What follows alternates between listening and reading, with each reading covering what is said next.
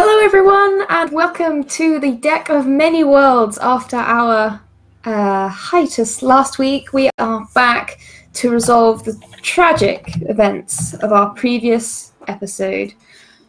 Everything's going to be just fine, and it's going to be great. So let's go through the opening pitch and stuff. Let me just find the correct page. I have all my tabs organized. There we go. Hello to everyone who's watching live. Thank you so much for coming along tonight to watch. And if you're watching on YouTube, be sure to join us live if you like what you see at, I believe I said when I was doing the opening bit, it is 5 p.m. EST/EDT, depending on daylight savings and stuff in time zones. Also known as 10 p.m. GM, well, BST, because it's British summer time if you're over the pond with the rest of us. And yes, that's when we'll be playing every Thursday, so you can join us then. And this is now episode 4. It feels like it should be episode 5, but that's because we skipped last week, sadly. Anyway, without further ado, let's go around our wonderful cast tonight and introduce everyone. Let's go clockwise, starting right next to me with Birdie. Hey guys, what's up? I'm Birdie, aka the Birdiesaurus, and you can find me everywhere on the internet at that sign. I play Bobcat Johnson. He's a human druid. He's just trying to find a vial of tree sap, and now his hand is about to be cut off, and he has some big decisions to make this game, so it's going to be an interesting one for sure. Next up, Cleric of Cord.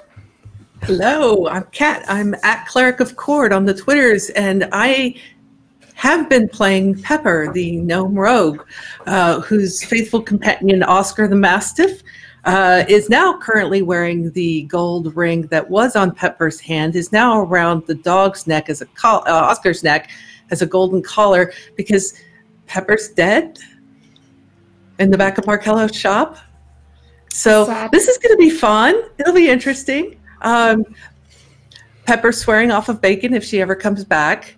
Oscar has decided that pigs are his mortal enemies, and we'll see what happens from there. Excellent. Next up, No Not the Insane, with Buck the Human Druid. Yeah, I didn't realize it was going to be a copycat. Sorry about that. Hey, never enough druids. Yeah, I'm We Mac. obviously need someone to heal things, so You really I'll try. do.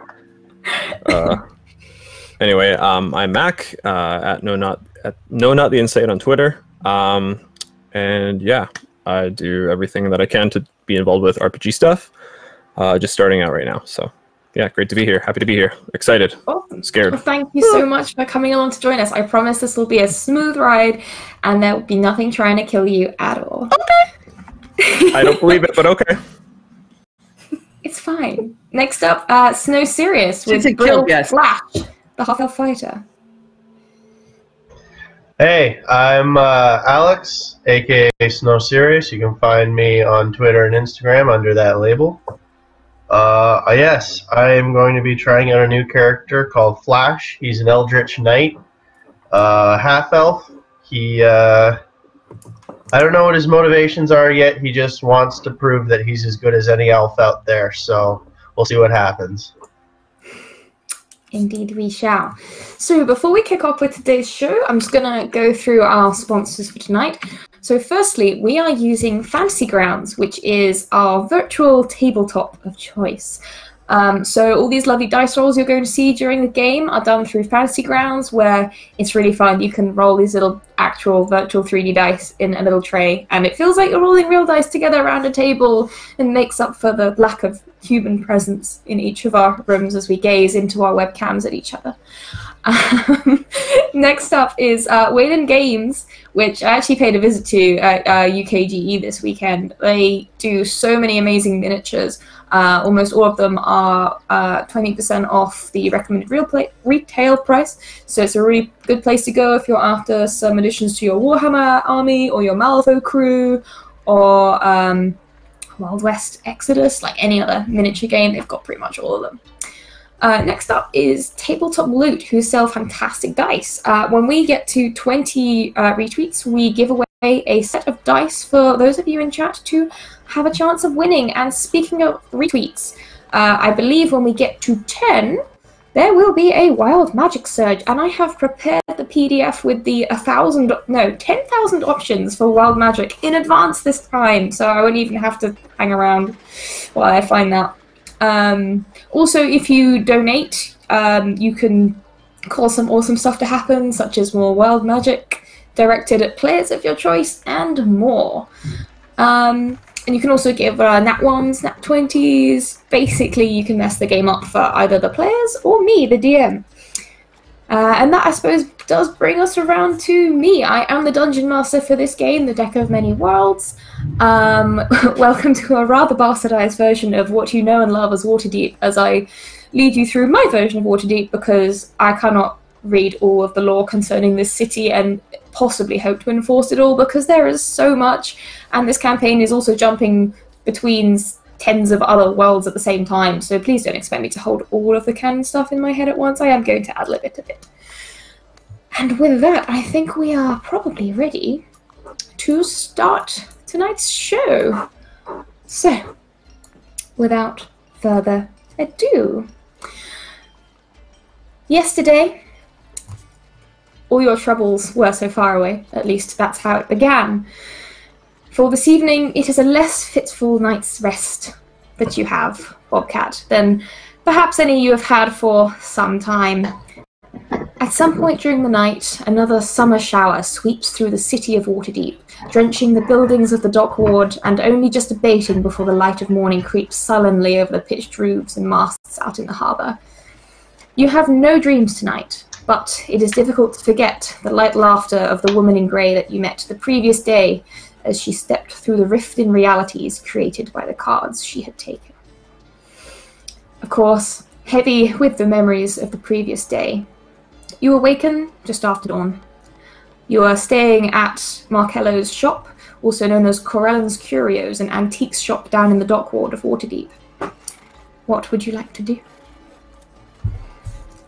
Cry. I won't make you roll to do that. What have we done with Pepper's body? Is it still there? At the moment, Pepper's body is safe and lying as if she is sleeping peacefully on top of a large rectangular table in one of the safe storehouses, store rooms off of the main shop of Corellan's Curios. And is he in the room with me, or it's just me? He? Do you mean Markello? Yes, Mr. Curator, sir. Yes, if you would like to, if you would like to go down to the room where Pepper is, you would find indeed that Markello is already in there, and seems to be poring through a book and kind of casting glances over Oscar, the large mastiff who hasn't left Pepper's side since he brought her back here last night. Okay, I think I would go down, and I would probably not say anything when I just walked in. I'd walk over to Pepper and just kind of look at her and maybe brush some hair out of her face and have a little tear come down. And I would pat Oscar on the head, say, "Good boy, thanks for watching her." And then I turn to the curator and I'd say, "Good morning," like really solemnly. And then I would say, what have you found anything? What do you have? What's that? Well, I have a few ideas as to how we might go about returning your friend to her usual state whilst enabling you to continue with the task at hand without losing your hand, so to speak. Do those methods not involve 3 million gold or whatever it is you told me yesterday? Well, they shouldn't involve too much gold, depending on how you choose to go about it. However, what you will need is allies. And I believe I have a solution partway to this issue. Okay. Oscar. Share. Last night, Oscar, you made it plain to us the depth of your desire to help your friend, your companion. Is this still true? Are you still sure? He said yes. Yes, I gathered that. Very well. Well, if you would please come over here. Oscar will pat over. He'll get up and pat over and stand in front of Markello. I just look at him expectantly. You watch as Markello, who currently has his hands, he places down the book on a table, not the same table that Pepper is resting on, but like a smaller corner table, and places his hands inside the sleeves of these very long navy blue and silver robes. And slowly he withdraws what looks like a very plain, pale greyish silvery wand from within the sleeves of this cloak. As this happens, you hear a tinkling bell from the front door of the shop as someone enters the establishment. Cleric, if you would like to describe the character you are playing. You're muted. You seem to be muted right now. Because you know what? That's the way streams work. We always do it. What walks in through the front door is a Goliath who ducks to enter. He's 7.5 feet tall. He has designs that are reverse cut into his hair so that they look like tattoos. And he's wearing leather armor. And he has no tattoos. So for Goliath, it looks kind of odd because he has hair and he has no tattoos. So he looks, people kind of look at him funny. But he's 7.5 feet tall. He's quite large. He's wearing black leather. And I promise not to punish your ears with too much of this, but as he walks, and he's wearing a necklace of bones. And his name is Frankie Four Fingers. And so Frankie calls out, "Oi, Oscar, where are you?" And Oscar is going to bark and jump up and dash out to the front to greet Frankie and then lead him back. Markello looks up just as he was kind of preparing this elaborate build-up. It's like, oh, is this a friend of yours? I look right back at him and I have no idea what the hell that was. Okay. And then I just walk out of the room to go see who came in. Oh, well, fine. Everyone leave me in here like the cat's uncle. Fine. At that, I kind of turn around and look at him and I go, never mind. So by the time Bobcat gets in, Frankie's down on one knee. He's got a mouse in his hand, and he's holding it out for Oscar. And they're greeting each other. And there he is. See, I told you, Henry. I told you Oscar was fine. See? And he's petting the mouse. All right, Henry, time to go away. And Oscar gives the mouse a big old lick, completely bathing it before Frankie just and puts Oscar back into the inside of his cloak. Right, where's Pepper? Oh, you must be Freddy. Hey, Frankie. dude. Frankie. Yeah. Right. Frankie Four Fingers. Pepper's friend. So what brings you here? Got a message from one of the kids. They said something happened to Pepper. Oh, okay, one of the kids. Good. Something did happen. Can you first, don't squish me? If I'm gonna say a thing that's not gonna make you happy, just don't crush me to death. Okay? Cool? Promise? Yes? I tend not to crush people, so yeah, okay. Oh, yeah. All right, cool. So yesterday we were out and about, Pepper and I and Oscar, doing things to get car. It's a long story. So there was a bacon pig and it mauled her. And she is no longer alive. And we have to figure out how to bring her back. Boy. Is the pig dead? Yes, the pig is very dead now. All of them. There were like 4. Right. Who made breakfast for the kids? Today? And then I look back at the curator. Like, The curator looks very haggard and says to the two of you,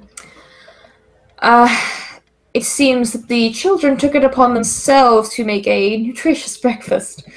And you can kind of see around the corner the kitchen door has been left open, and there is a distinct smell of like slightly burnt toast, freshly kind of cooked bacon. You can kind of just get a slight orange stain of maybe some beans or something. And Frankie, in fact, you would have noticed as you approached the establishment, there was certainly some steam coming out of the window on the other side of the building. They're good kids. They'll take care of themselves. Now then, who I got to kill to get Pepper taken care of? not me. Well, it's not so much a killing contract as it is a search and retrieval contract. You see, I think you better come with me if you will, Bobcat. Yeah. Frankie's already nicked the gold ring off of Oscar's neck and put it on because it's a shiny, and he knows that Pepper would never let Oscar wear something shiny like that. So he's already kind of nicked it off of him, put it on. So when you try to take the ring off of Oscar's neck, it doesn't seem to move under your hands, and Markello kind of looks over with concerns of, it's not quite that simple. You see, there is somewhat of a ritual, you understand, and it can be transferred using either this was what I was researching last night. You can tell I've got some bags under my eyes. I didn't sleep or meditate much at all. There is a ritual that can transfer the ring of commitment to another party. However, the other party has to be 100% understanding and willing of the task entailed with accepting the ring in order for it to let go of its previous host. Wait a second. What the hell? Listen, I asked you how to get rid of this thing, and you said there was no way.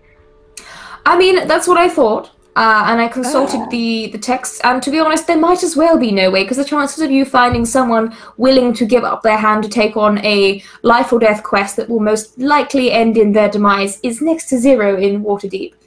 It's not the most altruistic of places. Frankie's going to look at Bobcat and go, does he speak common? No. No, not very well. He says lots of fancy things. I usually don't know what's happening. Goliath, would you like me to transfer the ring to you? The name's Frankie, not Goliath, and yeah. Lovely. Now please step inside. And he motions you into the room where Pepper is lying. Okay, Frankie's going to go in, and the first thing he's going to do is he's going to go over to Pepper. He kind of tousles her hair a little bit because she never had her hair neat, and he tousles it a little bit and kisses her on the forehead, and he says, "I'll take care of him, Pepper. Don't you worry. I'll take care of him. I'm big now. I'll take care of him. You just get better." Big now. Bobcat is again got a little tear. Right now, he's a very sensitive boy. Okay. Now, first things first, I'm going to perform the ritual to transfer the ring of commitment. Secondly, I will then perform something I've discussed with Oscar, so that Oscar might be able to assist in returning Pepper to her previous enthusiasm and energetic state. Now, Mr. Fourfingers, if I could please... You might need to kneel, you're very tall, and I need to be able to be on eye level with you, you understand? Yeah, and he's actually going to sit down on the edge of the table and do this so that he can see. There comes a few moments of quiet as Markello closes his eyes, and you see him once again reach inside these very, very large sleeves. And he mouths something. You can't quite work out what it is, and it looks to be that he's currently speaking in Elvish. Do either of you speak Elvish? No. Nope. Giant common Okay. and thieves can't. In that case, you have no idea what he is saying. He then, however, reaches out both hands. He places one very, very gently on Oscar's furry mastiff head, and the other one very, very gently on Frankie's forehead. And there is a soft, greyish golden light that starts to suffuse around this beautiful golden collar that Oscar is currently wearing. There are a few moments as it seems to glimmer and then slowly dematerialize from the space that it currently occupies around the Mastiff's neck. And as this is happening, this glow and this glimmer, it starts to appear around Frankie. In particular, it starts to appear around Frankie's neck. And the collar slowly starts to rematerialize in exactly the same position as it was on Oscar, on Frankie, kind of around your neck. It's not uncomfortable. You can feel it's there, but it's just tight enough that it's not like dangly. It's not like a bangle, but it's not too tight that you kind of feel it against your Adam's apple or anything. Kind of like a torque would lay. Yeah. I mean, it looks pretty great, actually. It's very elegant with these kind of interlocking circles in the pattern. Oh, no. Did you have to put it on his neck, man? I didn't have a choice. It appears in whatever way the commitment had been performed to the previous party.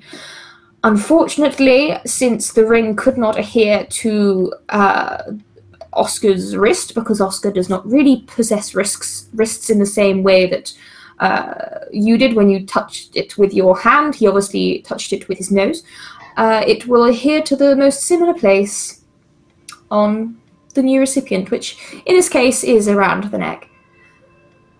What? You don't think it looks nice? Does it look nice? Oh, I think it looks fantastic. It looks I think it's a very good look Yeah. for you. Yeah. Compliments it's the just, other one, right?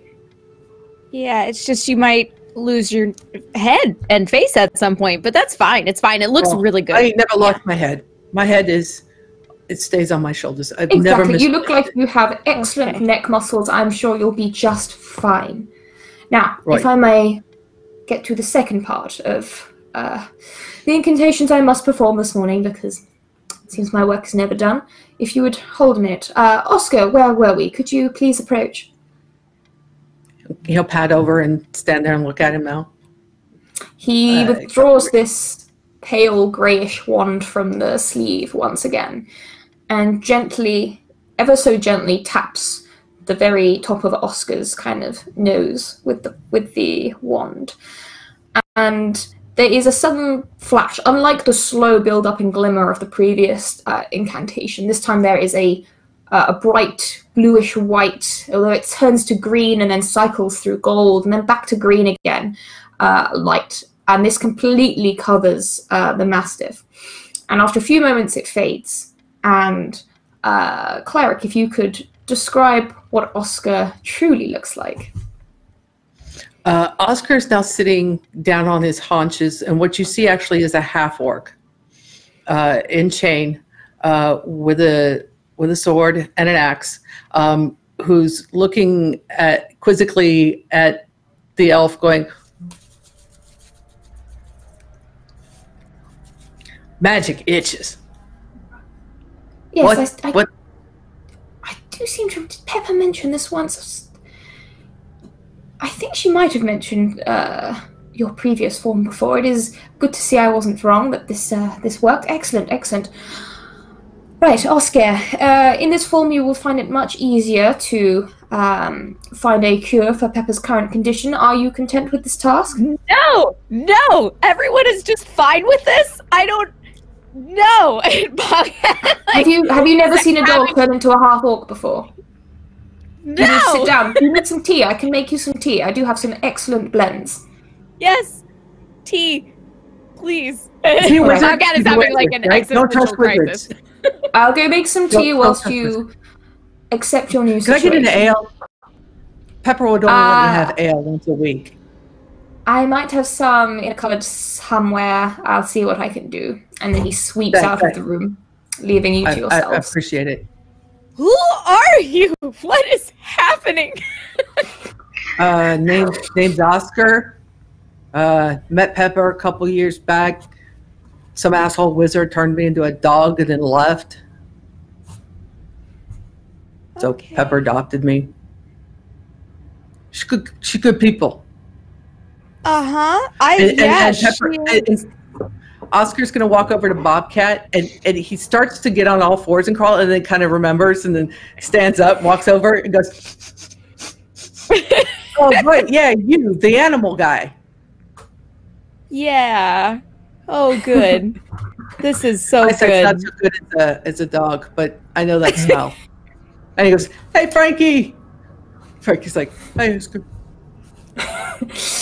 As you're having this somewhat surreal conversation, you are distracted slightly as you think maybe you are imagining it at first. However, after a few moments, and this also applies to our other two lovely characters, who I will get to very soon, I promise you, you feel, after a few moments, you notice the ground beneath your feet is trembling ever so slightly. Oh, Bobcat goes, no, not again. I just get on the floor and like curl up in a ball. Before you have time to consider your new state of being, however, the tremor becomes a full-on quake and the walls and ceilings start to shake violently. Could you both make a dex check? And I suppose we will need a dexterity check for Oscar, I suppose. Okay, check or save? Oh, save, sorry. Save? Okay. It's been a whole 2 weeks. Yeah. Okay, that's an 18 for Frankie. And I don't have non-dog stats for Oscar, so we'll just... He's still used to being a dog. He hasn't quite got the hang of his new form yet. Yes, let's give him a +2 for what the heck. That's a 5 for Oscar. All right, so Frankie Four Fingers has excellent crisis reaction and manages to keep himself steady. Perhaps with his arm span, he's able to brace himself against the walls. However, Bobcat and Bobcat and Oscar, however, you're kind of thrown to the ground as you lose your balance, and you each take 2 bludgeoning damage as you kind of smack yourself on the floor hard. You can hear distant sounds of glass smashing and windows blow and countless small objects topple from shelves out in the main shop. You can hear one final booming rumble from some way off before it calms, as still as it was before the tremors began. After a few moments, looks at Pepper, makes she's okay, and then he's gonna look at Oscar and say, "Take care of her." And he's out with swords drawn, trying to find out what happened. As you're kind of doing this, Marcello comes back into the room. He is drenched in what looks like tea, and looks at you and says, "Right, well, yes, it seems the effects of the next card have come to us before we were ready to address them. Bobcat, Mr. Four Fingers, are you prepared to investigate?" Oscar, I trust you'll be able to take care of Pepper? Yeah, Oscar's got Pepper. She's good. What the hell? Bobcat is literally in a ball on the floor, and he's like this, and he kind of just, is it over? I think it's over, yes. Frankie will just kind of reach down, pick Bobcat up by the scruff of the neck, set him on his feet. I think we got work to do. Yeah? Is that what that meant? We got work. Yeah. Okay. He just tries to shake it off, like, oh god. How much worse can this get? Alright. Let's go. Right, well, best of luck. It might be prudent to check the Seeker card once you are out on street level. It might give you some idea as to what's going on. Until then, Pip and good luck, I suppose. What? Okay, sure. And I leave. And walk out. Yeah, Pip, hooray. Excellent, I do like to see some positivity. Good luck now, goodbye! And he kind of almost slowly shunts you out of the door and closes it behind him, and you kind of hear him muttering at yet more kind of smashed glass in his shop. Seeker guards. Oh, hey, so like there was this crystal box. Do you want that? Yes, thank you. And I'll take it. You're welcome. And then I will... We're friends now. Oh, good. Okay. Good. Whew, and I'm just gonna pull out the card. Like, he's literally having an existential crisis right now. There is way too much happening. All right. Once again, the Seeker stands at the front of the card, the book open before them. For perhaps the first time, you notice an expression of fear over the brow of the young-looking being, gazing out at you with clear nervousness. The book, once again, is open to an exquisitely illustrated page. You see what appears to be a deep black hole in the center of the book's page. From the pit come grasping, crawling tendrils, gripping onto the page of the book and spreading from the inky dark hole like a cobweb. Beneath the slightly chilling image is the word corruption. Okay, so apparently we have to go find a corrupted hole. Well, you know, there's this brothel down on the docks. That sounds right. Could you both roll a perception check for me?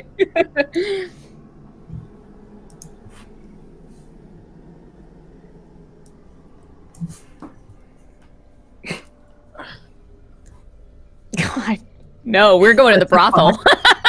Okay, well, you're not going to notice anything or overhear wonderfully specific.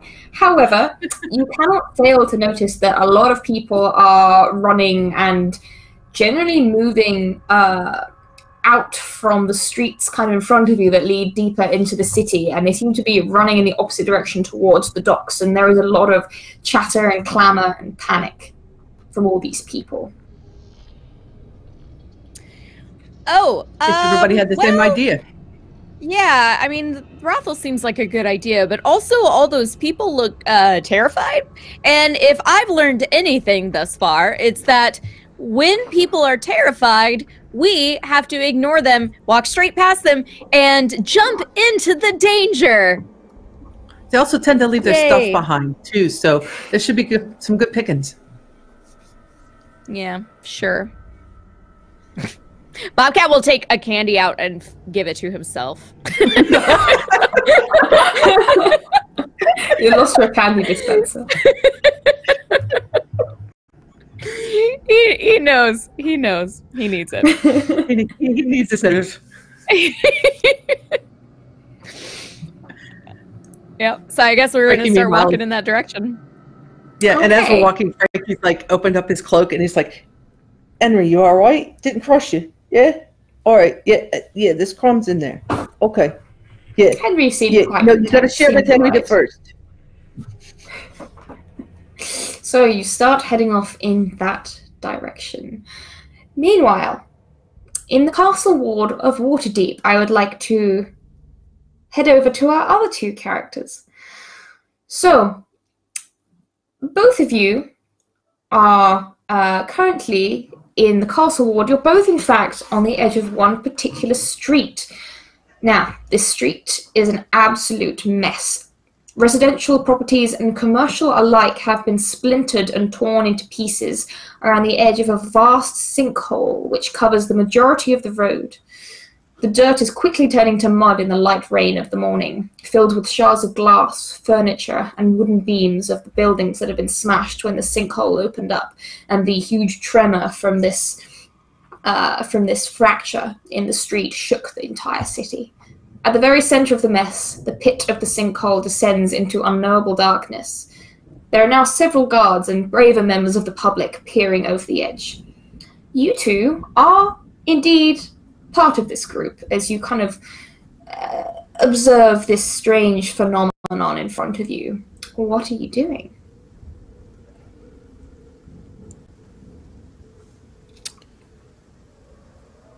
It's pretty dark down there. If we jump, you think we'd hit the bottom? Sometime eventually, yeah. I don't know Think if I it want hurt? to jump though. I would assume so. No. Yeah. Yeah. Maybe someone's got ropes. We can go look. I don't see why not. As you Sorry, go ahead.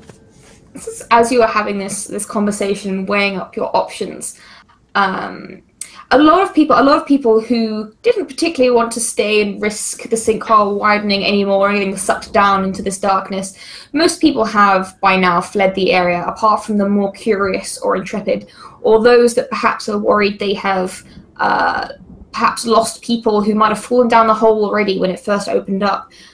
You know for a fact that you've seen a couple of guards have taken ropes and abseiled down, and that was about 5-10 minutes ago now. You haven't heard anything up from the pit since they went down there. And as you're kind of having this conversation and looking down, two figures approach from between the shadows of one of the alleyways. Looks to be a young man and a very, very tall Goliath as they approach you and the huge pit in front of you that yawns open in the street. Hey, you guys do that? Howdy. No, we nothing to do with this. You know what's going on here? We just got here. Yeah, us too. It's a Corrupted hole, That's it. I believe. Ah, Yes. A hole of corruption, if you will, and we get to jump in. You want to Wanna come? It's going to be great. Doesn't that look like Does that fun? mean there's Come on, gonna be, guys. brothel on the other side? Of you. Oh, no, that's down towards the dock. It's probably going to be busy because a lot of people were headed that way. Yeah. I mean, Yeah. No one ever dies on these fun little missions. It's fine. It'll just come on. I'm in for it. And you're just gonna see these two rectangular swords just appear in his hands, and he just gets ready to like literally jump in. Nice. Nice. Frankie pulls his two short swords that look like daggers in his hand. He goes, this and that. Let's do it. Okay, wait. Once, real quick. Okay, hold on 1 second. Let me check something. And then Bobcat's gonna look into the hole. Does he like see shimmers and stuff like he has at other portals? You're not sure. It's very dark. Perhaps it's too deep for you to see if the portal is beyond your your sight. Can I look around, do a quick investigation around the area to see if anything else looks shimmery? Of course. Roll investigation check for me. Okay.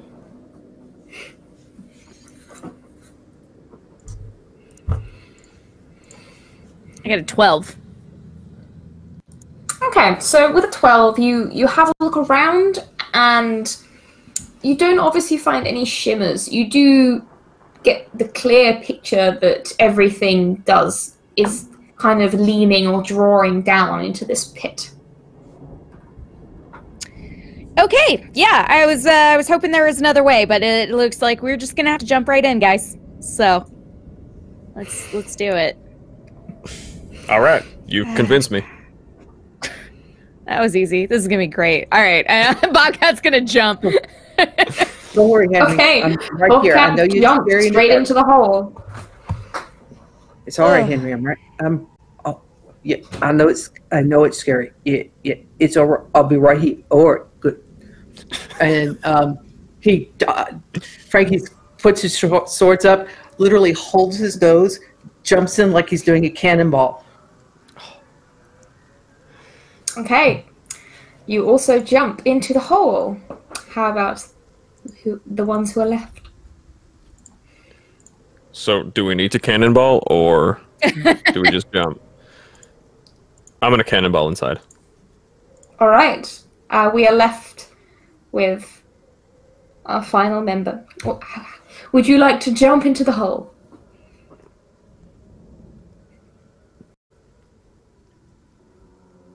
Oh, hold on, have we frozen? Yeah, he looks frozen in time. Yeah, he may have had to. It looks like he's trying to log back in. So yeah, he mentioned that it disconnects randomly sometimes. So Okay. Well, since he did mention jumping first. All right, all four of you, brave or perhaps stupidly, decide to jump straight into the hole, which is I think wonderful. the word is exhaustedly. You just don't care at the moment. Fall damage Yeah, means nothing to you. Yeah, whatever. All right, so as you plummet into this hole, the darkness is complete, and the depths of the pit seem to descend to the point that as you're falling and you look back up at the city you left behind, there is no longer any light visible from the mouth of the pit above. As they flash by, the walls seem to be kind of rough-hewn earth and rock, and the air smells musty, stale, and humid. Everyone make a dexterity saving throw for me.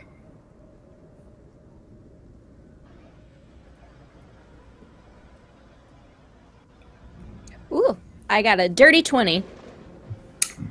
Nice. 11 for Frankie, because all of a sudden Frankie can't do anything. I got a big old 1. Nice. Okay, unfortunately, Buck and Brill, you are going to take... You take 14 bludgeoning damage as with a sudden... You hit a stone and earth floor. The other two of you take half that, so you both take 7 bludgeoning damage. Oh no! It seemed as if you were falling for much longer than you actually were, as you realised that you probably only fell about 30 feet, and thank goodness for that. Yeah, thank goodness. You guys all right? Nope, my knees hurt. Yeah, it happens when you get old. Ow. Maybe it's gonna rain. Or we're all gonna die in 5 minutes. It's fine. Don't worry about it. We're gonna be fine. We're gonna be fine. Can I see anything Frankie's looking around? Yes, and Frankie's gonna pull out a bullseye lantern and spark it up so that we've got some light down here. Excellent. So, the first thing you notice is that the walls around you are perfectly smooth, and they're almost kind of silky to the touch if you do decide to touch them, as if coated in some extraordinarily fine fungus or moss. It's still very, very dark, and you can only see due to the light of the lantern, and the air feels incredibly heavy, damp, and humid. And there's this kind of sweetness on the air. It's not unlike the rot of fresh plant matter. It's not the rot of food and of human waste, but it's a natural rotting kind of scent on the air. And as the light shines around, you realize that you are in what appears to be the end of some sort of tunnel.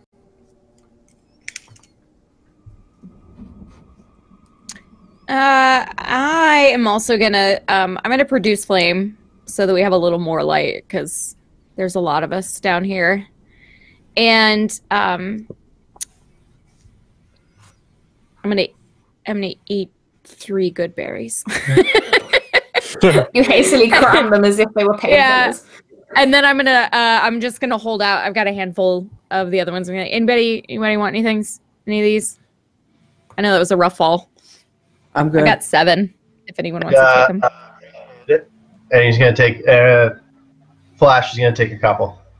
Okay. No, thank you. Not for now, anyway. I'm all right. I'm gonna cast Healing Word on myself Good idea. because that hurt my legs. So Frankie's going to start stealthing ahead. He's got the lantern almost completely closed. It's at its dimmest. And he's going to start stealthing ahead. Okay, make a perception check for me.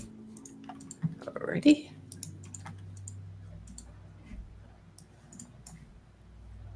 Ooh, nice roll. 18. Okay, so as you inch forwards in the gloom and the darkness, the tunnel carries on and starts to arc slightly around to your right. The walls are still very smooth, and there's about space for 2 or 3 people, shoulder to shoulder, even for a Goliath like you down here. The ceilings are quite low in the tunnel. You have, in fact, a Goliath, you'd probably have to stoop ever so slightly, and occasionally you feel kind of lukewarm moisture just kind of drip onto your head and start to roll down your back. However, with that roll, you also manage to catch the sound nearby of kind of ragged, laboured breathing. And as you kind of shine the lantern around looking for the source of the sound, it seems to glint off of something shining. Maybe wet leather? So he's going to set the lantern down and draw his sword and step out of the light, just a step or 2 out of the ring of light to the side. So that he's in darkness but can see from whatever light the lantern's giving off. Okay. So and with he's the going light... to hide. Can he hide? Yes, roll a stealth check for me. Okay, 22. You are very hidden. From your vantage point, you can see a woman is hunched over on the other side of the narrow passageway, about 20 feet from where you stand a little further up the tunnel. Her breathing is fast, and it's clear that she was also trying to hide. The light just catches off very wide, frightened eyes, which watch you closely as she keeps still, as if she's trying to judge whether or not that you are dangerous or whether you're not dangerous. She's got this very long red hair, which looks like it's been pulled out of a bun or a braid of some sort that's messily kind of draped across her face, which is also smeared with grime. And she's wearing a kind of a scuffed and dirty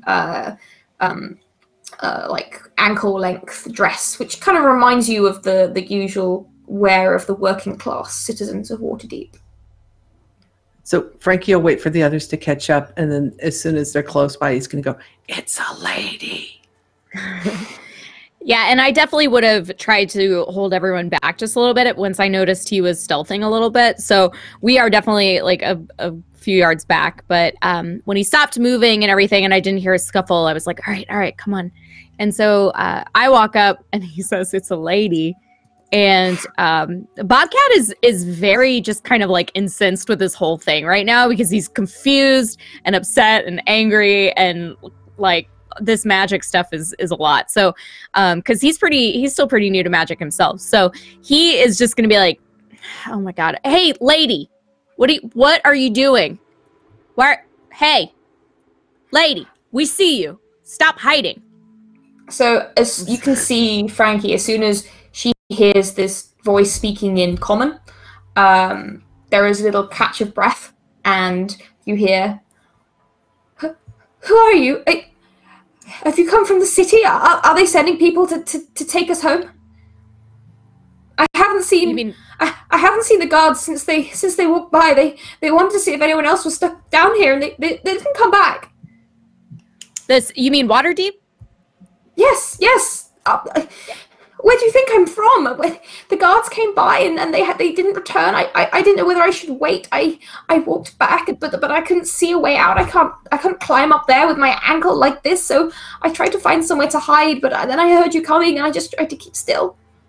Oh, and then okay. So Bobcat is now concerned because he doesn't like when people are hurt. So he's gonna walk over calmly and he's gonna be like, "Okay, calm down. I'm not gonna hurt you.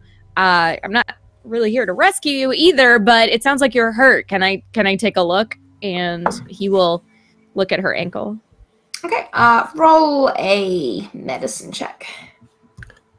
Can I help? Of course. Okay, I help. I help. Thanks. You? So you get advantage. Yeah. Oh, well, that didn't matter. Either way, it's an 11. Yeah, either way. No, 11, 12, 13, 14, 15. Either way, it's a 15. Okay. So you kind of cast your hand over and you have a look at this ankle. She kind of gently pushes her foot forwards, and you can see that all around the skin of the ankle, just above where her boot is still kind of laced up, the skin is quite kind of purple and red, and it looks as if there's been some bad bruising. You can't tell if it's broken, but at the very least, it's probably a sprain. Okay. I'm gonna cast Cure Wounds on her. So 1d8 plus CX. 8. Okay, and could you just roll a general perception check for me, out of interest? Yes. Frankie's just been keeping an eye out as they've been taking care of the didn't lady. work. He's just been kind of watching. Oh. Wait, now there's 2. God damn it. Sorry. An 8. Okay, she gets 8 hit points or health points. I don't know, whatever. Back. And you said perception? Yeah. Frankie, you could also roll perception if anyone who's keeping an eye out can roll perception. I got an 18. Okay. 16 from Frankie. Yep. Oh, plus. Where'd my pen go? Oh. 2. That's 14 for Brill. Okay, I got so a 12. Frankie, Brill, and Buck, you are all scanning up the corridor and down the corridor from where you just came in ahead, and you can't obviously see or hear anything. Obviously, the light of the lantern only goes so far, but you can't see any movement or hear anything obvious. Actually, as you've started to come down the corridor, something you will notice, Frankie, you especially, is you've noticed a few little mushrooms that are growing on the walls of this cabin that are glowing ever so gently, this slightly kind of putrid purple colour that are starting to lend a bit more natural light to this space. And Bobcat, as you cast the spell, you see the kind of the purple blotches and red blotches start to withdraw and start to fade a little bit. And you hear her a slight kind of catch of breath again from the woman. Oh, well, thank the gods for that. Thank you so much. Do you know a way out of here? I looked the way I came, and the walls are too slippery to climb. I don't have any rope or anything, and I can't even hear or see anything from above. No, I mean we came down in the same hole you did. It sounds like if you can walk, you can come with us. We'll help you get out of here. Okay, please give me a moment. And she starts to get shakily to her feet, and she kind of tests her weight on that ankle, and she seems satisfied that she can walk on it comfortably, and just is fairly gentle on it. But she nods, says, "Okay, I think I can manage. I think it's fine." Okay, cool. Well, you're with us then. You definitely won't die. It's fine. Yeah. You keep okay, let's go. you keep saying that. Why would we be concerned about dying? You shouldn't. You should not be concerned about dying at all. Yeah. Nothing. I mean, No one's people gonna die every day. Yeah, people die every Yeah. day. It happens. Someone died right now. For all we know. Exactly. Yeah. I mean, you may Pepper die, died but yesterday. it won't have anything to do with me or that. Pepper didn't die because of this. It's fine. Shh. God damn it. That was a walk. Just turn and walk in whatever direction is open. Is there like one specific hallway? So as you're walking forward in this tunnel, it just seems to lead on in a single direction for now. And as you're walking, you are walking for about a quarter of an hour to 20 minutes. And again, you've just had this single tunnel with these beautifully smooth walls. It's very artificial, the smoothness of these walls, and very with purpose. However, they have now been kind of overrun with this very soft algae and these very tiny little kind of fungi that glow very delicately, allowing you to have a bit more vision, even with the lantern and your... did you extinguish the flame when you cast the healing spell? I don't think I have to, but it only lasts for 10 minutes, so it would have dropped off at a certain point. But I would have re-conjured it. Okay, it's only a cantrip, isn't it? Yeah. Yeah, okay. So as you're going along, you eventually come to what seems to be a fork. There are two paths that lead, one to the right and one to the left, and similar to the rest of the tunnel that you've traversed, they are beautifully smooth and about the same size in diameter. They are also, it's worth noting that this tunnel, once you started walking along it, it's not a flat floor and then these curved smooth walls.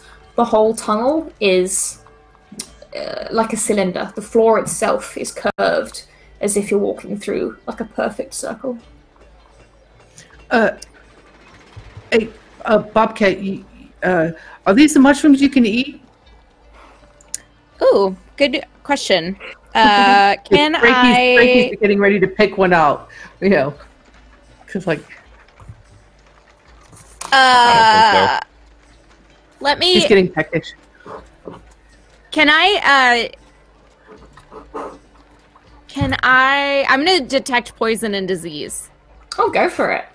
Yeah, so I can sense the presence and location of poisons, poisonous creatures, and diseases within 30 feet, and identify the kind of poison. Okay, so do I think that they're poison? So you don't need to roll anything for that. It's just a no or not. No, I think I just get it. Yeah, I just get it. Fantastic. So you get an instant ping off these mushrooms. Whilst they're quite beautiful and shiny to look at, they are very poisonous. Okay, don't eat those. Don't eat those. They're very bad. Very, very bad. However, I'm gonna take like a leaf or a piece of moss or anything that I can find and like wrap it around a couple of them and put them in my pocket. Fair. You may do that as you've now collected a few luminous mushrooms. Sweet. Frankie makes sure that Henry VIII knows not to eat the mushrooms either. Henry VIII makes sure to make you aware that they will not, in fact, eat the mushrooms. And as I said, you are now faced with these two paths. Ugh. Can I take my produce flame, or my flame from my produce flame, and I'm gonna take one and shoot it down one hall and one and shoot it down the other hall and see what I can see down there. Okay. Frankie is looking for Fireball. any sign of the guards having gone by. Alright, so I would like you both to roll perception checks. And Bobcat, you can roll yours with advantage. Yeah. Brill is going to check the floors as well if he's looking for tracks or anything. 22 for Frankie. Nat 20. So if you're looking for tracks, could you roll survival? Oh, I also got a nat 20. Wow, you guys. Yeah, it's 24. Well done. I teamwork. got a 6. It's not even worth it. I'm just looking at the start from the shiny bottom. mushrooms. Shiny Brill, mushrooms. you don't see any tracks. What you do see is the floor is incredibly smooth, as if there's literally a perfect absence of tracks, as if something has worn it smooth.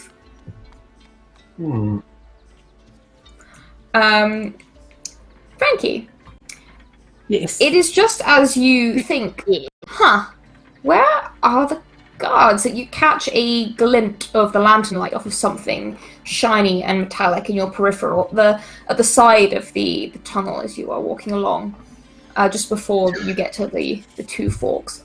And with that natural 20, you see what looks like the slumped shape of an armored guard, just hunched forwards with his back against the wall. So Frankie's going to go over and check him out. Okay. And look, yeah, So- give him a once over. You see that they are dressed in the usual armor of Waterdeep. However, the helmet has been removed. It doesn't look like it was removed forcefully. In fact, the helmet seems to be under the guard's arm when you check him, as if he's just sitting against the wall. However, as you look over the body, you see what looks like two massive puncture wounds on the man's throat. In fact, these wounds are so large and far apart that one of them is pretty much on his face, and one of them is about, like, here. He got bit. Oh, by By what? And I'm gonna walk over and can I do an investigation to try to tell? Yes, you can. Okay. I'll just tell you the result of your other investigation first. When you did throw the fireball, the 2 handfuls of fire, you did. Whilst the gloom beyond was pretty dark, you did see that one of the paths seems kind of thinner as you walk ahead, and the other one is wider, and you didn't get quite so much reflection of the fire off of any walls or anything. Okay, interesting. Sweet. So Buck, you're gonna help me? Okay, cool. Yeah, so I will, first I'll say, okay, one seems to get thinner and one seems to get wider, so I'm not really sure which way is the right way to go. So let me then roll this real quick too. Okay, Frankie so, and then stripping the guards. and then I got an 18 on checking for the wounds. Okay, so you have kept animals. You have a lot of experience with animals. This looks to you like a snake bite. And in fact, you can see the puckering of the puncture marks. And just from your experience, you also know what a victim who has been envenomated looks like, and you can tell that this looks like the venom you would get from a viper-style snake. And this is a particularly unpleasant venom, as it starts to shut down the nervous system of the victim and essentially causes their organs to stop functioning. What a terrible way to go. Good. Guys, it looks like a giant snake. Also, you would know, because I love talking about I love snakes. You would also know that this type of venom causes the blood to clot inside the victim's veins very fast, so their blood flow is essentially halted. And Okay, guys, we've got a giant viper snake on our hands, and if you get bit by it, you're gonna die right away because your blood's gonna stop moving. So this is just getting better every second. We got bodies. These aren't snakes. Brill is just I have gonna. no snakes on my hands. Brill is just gonna give Bobcat like a nasty look, and then hurry past with the woman that they are traveling with now. You can see that she is looking to the guard and also trying not to look at the same time, as if, you know, starting to have the horrible realization that probably all the guards that she saw go past have probably ended up the same way. Hey, lady. And if anything, looks more shocked than she ever was. How many guards were there, by the way? Past at least 5 or 6, like a small kind of.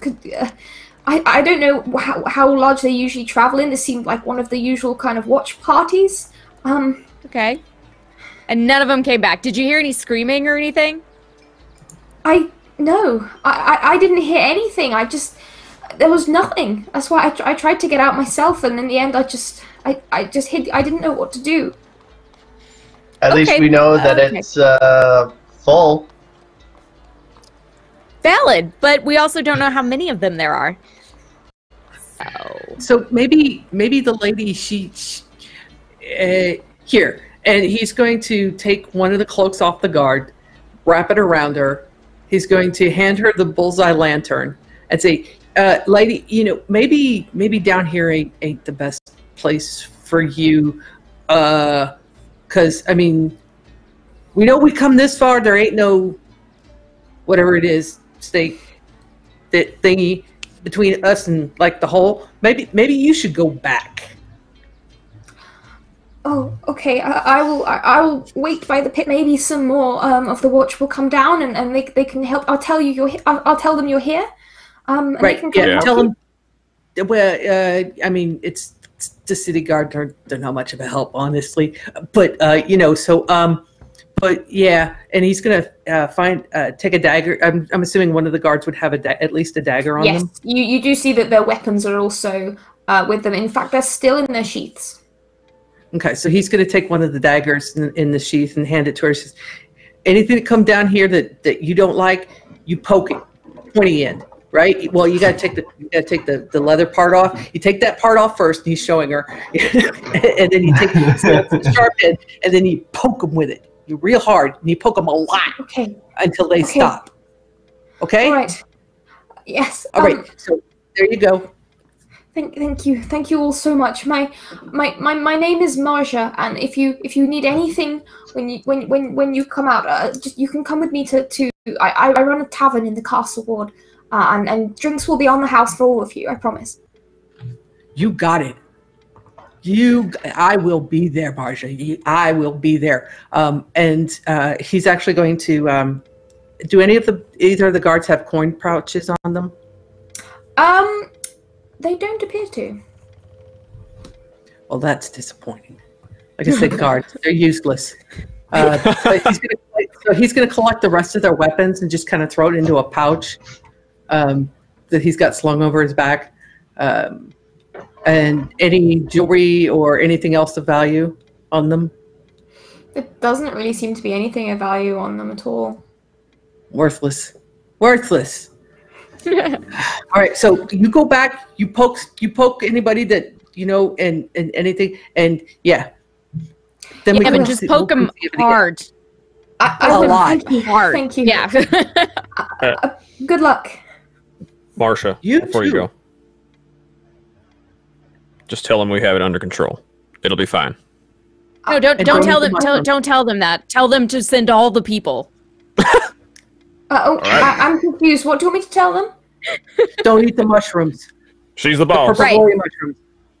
Yeah, Okay, tell them don't to eat the stay away from the mushrooms. mushrooms. Come and help. Giant snake. Giant snake. I've got it. Okay. Well, best of luck. And she kind of hesitates for a moment before kind of awkwardly waving, and then she starts heading back up the tunnel you guys came down. Okay, cool. So, left or right, guys? Skinny or fat? Take your pick. Frankie Let's kind of see. looks at you and he's already ducking. Brill is going to toss his sword in the air, and it's going to come down with the point pointing to the left side. We should go left. Good as method as any. All right, let's go. All right. So you start Frankie's heading down. Before he goes, he's going to scrape on the wall, indicating, creating a blank spot so that they know, marking which way that they went. Very good idea. All right. Good idea. Nice job, Good Frankie. You're so smart, Frankie. It's how you don't get lost in the alleys. Makes And sense. you start to head down the left-hand side. It's not long down this corridor, perhaps only about 40-50 feet before it starts to... And this was actually the larger corridor of the two. As it starts to widen out, and are you using the flame still to light the way since you gave up the lantern? Yep. And as you hold the flame out, the light actually hits a wall opposite you. And indeed, you see what looks like several kind of very old and slightly moldy crates and boxes, and maybe like one or two very old looking chests on the other side of the room. Oh. Interesting.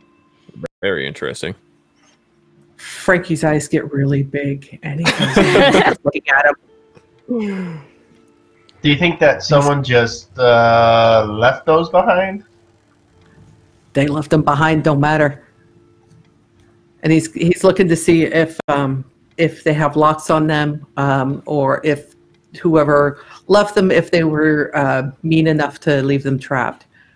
All right. So as you walk across the room to get a better look, roll a perception check for me. Yeah, this is very odd. Is anyone else going to join Frankie? That's an 8. Yeah. Brill is... Yeah, Okay. He's Anyone excited. who's heading over can also roll a perception check. this seems very strange. Oh, of course. I got a total of 4. I had a I got 10. a big old dirty 20. Ooh, Nice. very nice. All right. So anyone with 10 or above, you can see that some of the boxes look like they are locked, but the locks are very old. They're very simple bolt locks. Some of them aren't. But just as you are thinking this, you hear a click and a hiss, and the floor beneath your feet, it gives way. And I would like everyone to roll a dex check for me, please. No! Oh, no, not Dex again. saving throw. Hey! Woo. It's a nice roll. Oh. That's a 23 for Frankie. Mine keeps not rolling. And then it... Okay. 15. I got a 7. Okay. That is a dirty 20 for Brill. Amazing. Right, so anyone who got a 10 or above, you are going to take 3 damage, bludgeoning. Anyone 10 or below, you take 6 bludgeoning damage as you drop 20 feet into what seems to be a dirt and stone pit. Man, I didn't think don't this know adventure would be so bad on my knees.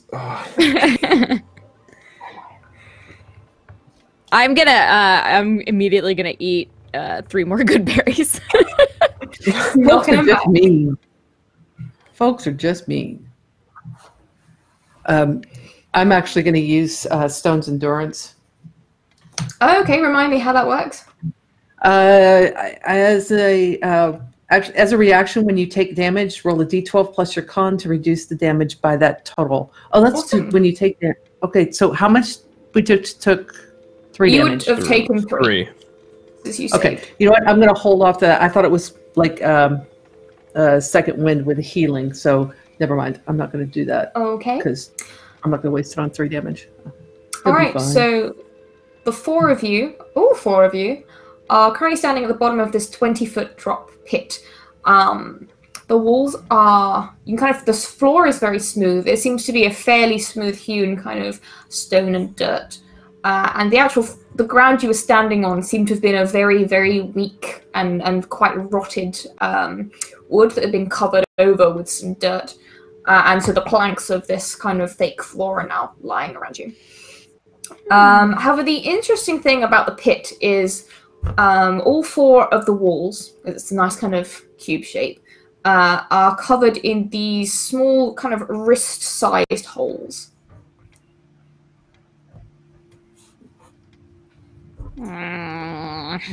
Bobcat is not happy. He's just grumbling to himself.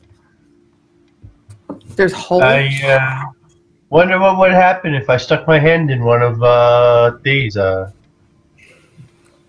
Use a stick. That you lose fingers when you put your hands in. Use a stick. Don't stick something where it don't belong. Well, I mean, We're already in a corrupted hole. We might as well go all the way. yeah, you kind of need to clarify that one because anyway, So use a stick, and Frankie's going to pick up a piece of broken wood and demonstrate to Flash how to use a stick to poke it into holes. So as you put the stick into the hole. Sorry, Brill is going to do one beside him, just with his sword, just poking as well. As you both do this, you start to hear a sound. It starts off very softly at first, and you hear this.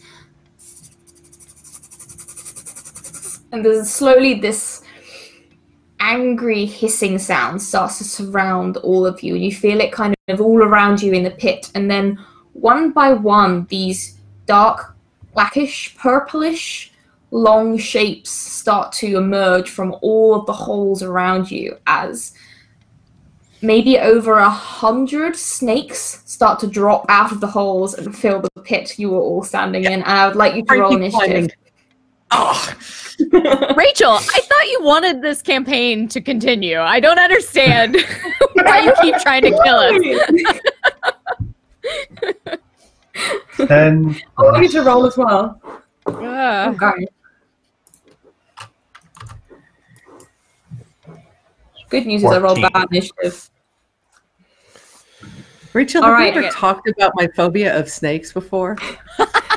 You want me to retcon the snakes? No, it's fine. I'm teasing you. These are I feel like make-believe something like, snakes. oh I can shit, handle did I it. miss something? Okay, These are 20 to make-believe snakes. 25. I'm good. 21 for Frankie. Okay. 15 to 20. Nope. Okay then. 10 to 15? In a 14. 14. Okay, which of you And has I the got- higher dex? I have a +1. I have a +4. Okay, so then we have... and then we have our good friend Bobcat. Who is next? I got 12. 12. And the snake's got a 7. Sad time for a snake. Alright, so top of the round is Frankie. There are snakes pouring out of all these holes in the pit around you, and they are angry snakes, and they are all coming towards you. In fact, even if you ran to start climbing up the side, there are like snakes coming out of the holes on the wall you tried to climb, and they start kind of bumping you in the face. Yeah, thanks to second story work, thank you, Thief Rogue Archetype, there's no penalty for climbing. Or costing me extra movement. So yeah, Frankie is out of there and dropping a rope down. Okay, so you're going to take an opportunity attack as you go up because there are snakes pouring down on you. That's fine, but he's not staying in a pit of snakes. Very sensible indeed. Okay, so I'm gonna move this over here. All right, so does a 15 hit you? That is exactly his AC. Meets and beats. All right, then you are going to take a total of... Oh, I'm really sorry. That's going to be 11 piercing damage, and then I'd like to make a Constitution saving throw. Okay, and this is where he's going to use Stone's Endurance first to reduce the damage. Yep. Let's see, it's 2.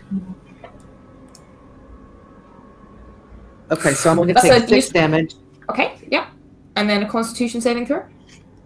All right. Gotta remember how to write. I can math. 13. Okay, you pass, so you only take 6 poison damage. Okay. Yeah, and Frankie is up and out of there. Okay, so you use your movement to get to the top. You still have an action and a bonus. For his action, he is going to pull out his rope, tie it around his waist, and drop it down drop the end down for the hole. For okay, guys, I got it. You can climb out now. Okay, next up is Brill, I believe.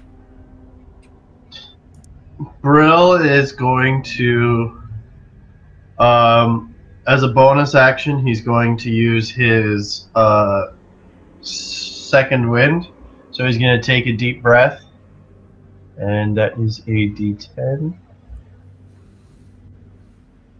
Oh no, wait, that was it. Sorry, that was the wrong one. D8, sir. There we go. 8 plus 4, that's 12 healing. So then he is going to lift a foot, and he's gonna say, I got this. And he's gonna stamp his foot down and use Thunder Wave. Nice. All right. Do I have to roll saving throw for that one? Yes, it is Constitution 12. Con. These guys have no modifier. And they roll a 7, so that is a fail. So they take 2.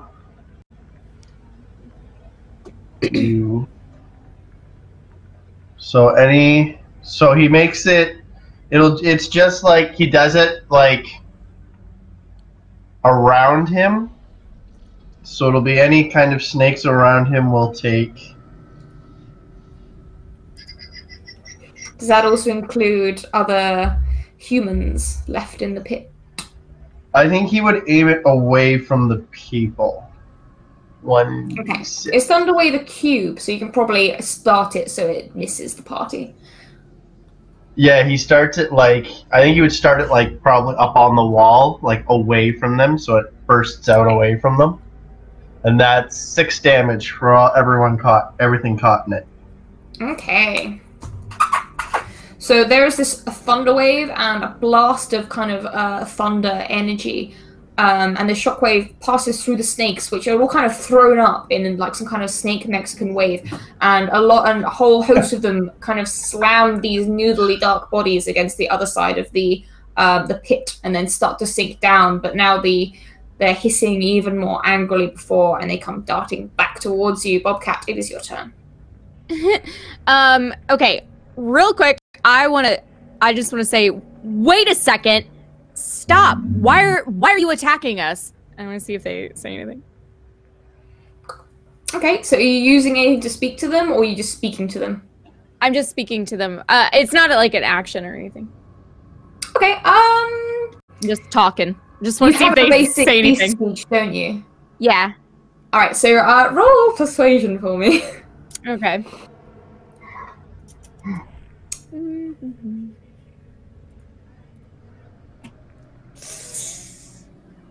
I got a 5.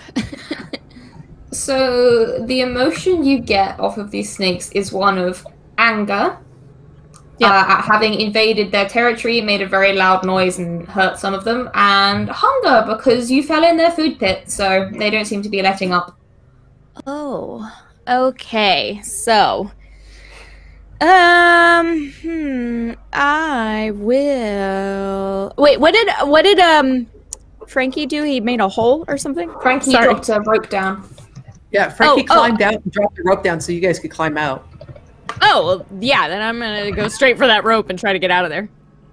Okay, roll a either athletics or acrobatics check. Okay. That is there, and it is the same. Okay.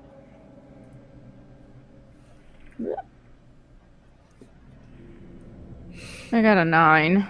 Okay, so with a 9, you're not going to get to the top in one turn, so you are about halfway up, as it's taking you a bit longer to climb because there are snakes kind of trying to strike at you, ones that haven't come fully out of the holes yet, and there are snakes trying to strike at you from below as well, so you're trying to dodge all these snakes whilst you're climbing to the top. Would Bobcat have advantage because Frankie's helping? I will say you can help one person this turn. So you can help if you help, then Bobcat you can roll again, but you won't be able to help like someone else in the same turn.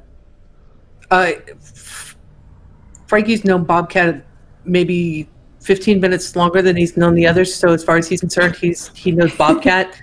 All right. He gave Bobcat a present, and Bobcat accepted it, so they're friends. So yeah, They are. they'll help Bobcat. Okay. All right, Bobcat, roll again for me.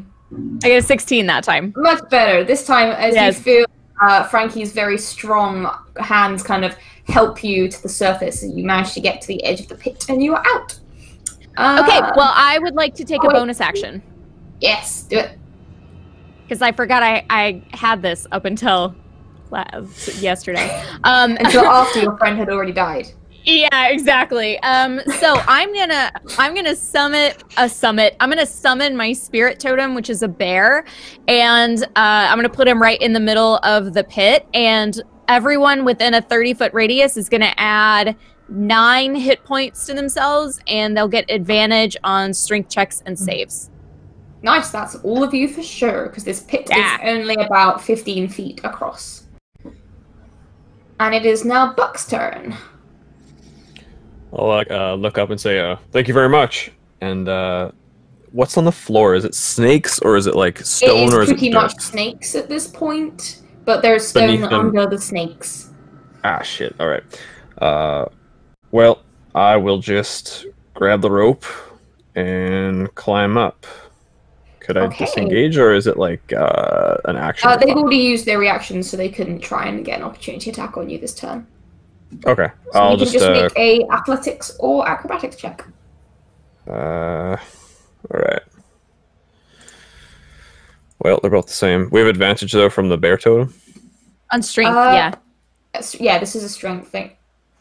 Well, the It's a first natural roll was 20. a natural 20. You scurry up the rope as if you were born to scurry up ropes. And Come on, in Brill. jiffy, you are standing at the surface. Would you like to take any bonus actions? I will. Is it Oscar? Is it Oscar or is it Frank? I got confused. I'm sorry. Frankie. Frankie, you feeling okay? Well, I mean, and he's looking at all the snakes and snake bites, and he kind of, he's holding onto the rope with one hand and shaking off snakes with the other arm. Like, Okay, I'll use a Balm of the Summer Court on Frankie. ooh. And Frankie Nice. will receive 6 points of healing and 1 point of temporary health. Nice. Thank you. Anytime. Thanks for the rope. Okay. Yes. Now the snake's turn, and there is one party member still in the hole. So, being by far the easiest one to go for, they are going to attack Brill. And there's a lot of snakes. Does a 15 hit you, Brill? That is my DC. So they are But going as a reaction, Brill is going to use shield. Awesome, yes, because you are an Eldritch Knight and you have spelly things. So as these snakes kind of launch themselves at you, you raise your kind of magical shield. And the snakes just kind of bounce off of you like slinkies. Boing. Yeah, and they will bounce off, and that is their turn. So we're back up the top of the round with Frankie. Frankie is going to look down at the half-elf that is still down in the pit and go, it ain't healthy down there. You gonna come out? I was just thinking about it. All right, well, I'll wait here then. Just grab that rope. I'll help you.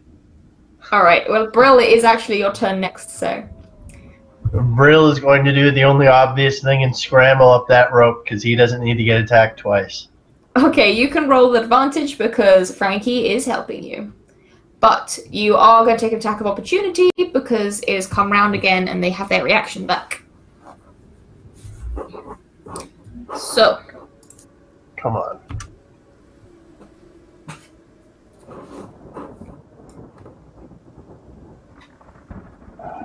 Okay, thankfully, with the helping hand coming down from above, 11 is enough for you to climb out of the pit. However, as you are pulling your leg out of the pit, nothing hits you as snakes leap and throw themselves at you from the pit, but they all miss you like tiny, pathetic torpedoes. And you are now all standing at the edge of the pit, and there are just snakes writhing angrily at the bottom, but they are unable to climb out like you are. Those snakes are real bad at being snakes, then. Should be able to wiggle anywhere. It's fine. I'm glad they're down there. Yeah, Bobcat's just musing to himself. Brill is gonna... Sorry, go ahead. No, go ahead. I was gonna say Brill is gonna pet Frankie on the back and just say, thanks for the assist, eh? Oh yeah, I mean, yeah, of course. And he pats you back on the head. It's kind of like, yeah, pretty much. Oh, they're friends now. Hey. He's going to take his rope, coil it up, put it away, check on Henry, make sure Henry didn't get bit, and then go back and start looking at the chests, making a wide berth around the hole in the floor. Yeah, now you can clearly see the pit. It's fairly easy to avoid the snake pit. So if anyone's looking at the crates and the old kind of chests and boxes, could you roll me an investigation check? Yeah.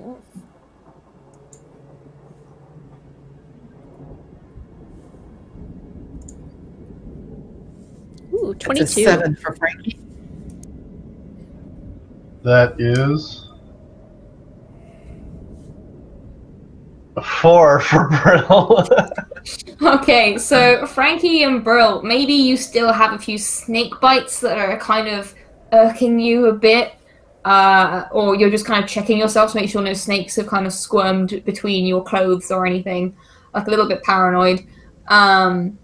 However, Buck, we'll start with you. You're kind of rifling through these crates, and it looks like these have been here a long while, and they haven't been disturbed for quite a long time either, so it takes you a while to find anything of any value. A lot of it's just rotten wood and what might once have been parchment or something similar, but it's long since rotted away, and you can see more of these little purple mushrooms.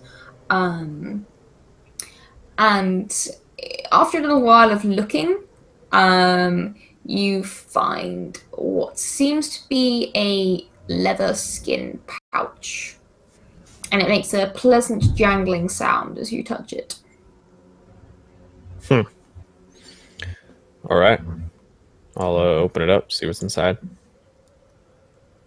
Okay, inside the pouch you find what looks to be about 300 gold pieces and about as you hold it up, it's quite heavy, and there seems to be at least another 500 silver. Like this is less of a pouch and more of like a, what's the word for big pouch? A sack. Satchel. It is a small sack or a very large pouch.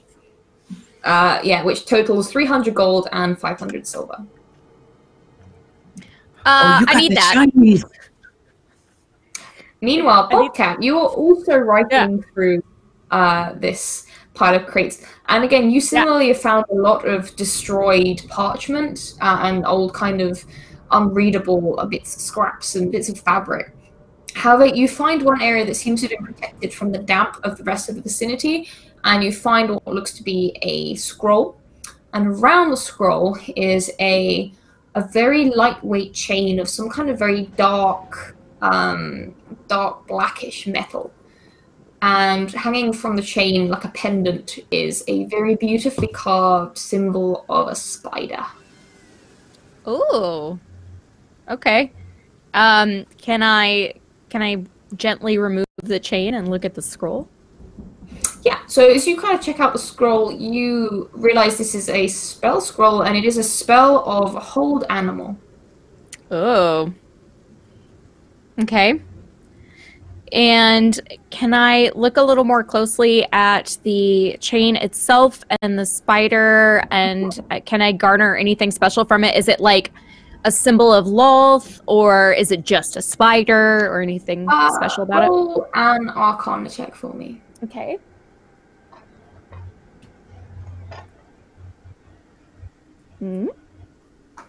I got a 15.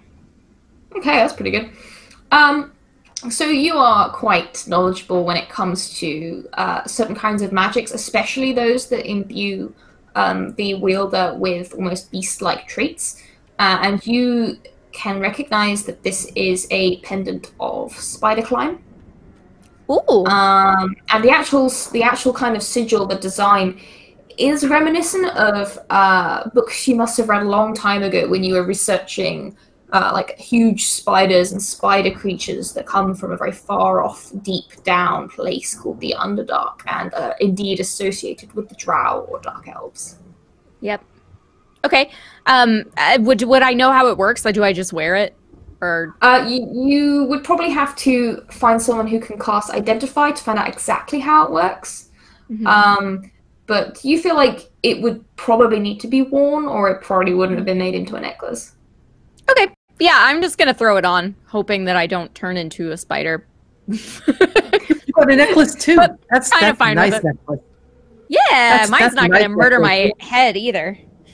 Yeah, it doesn't seem to suddenly turn you into a droid or anything, so you're probably okay. Okay. Cool. All right. Yay. Well, I'm wearing my spider necklace now, and I'm gonna tuck away the scroll really nicely, and I'm gonna look again at Buck, and I'm gonna say, "Hey, I see you have a nice shiny pouch of gold there. Yeah, you do. I need that." Do you need all of it or just some of it? I was told it would cost about 300 gold to bring my friend back from the dead. So, I need that. I mean, I don't see why not.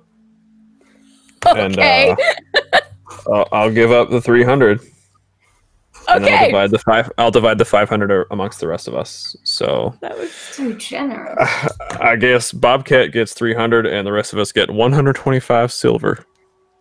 And I just look at Frankie and I shrug and I'm like, okay.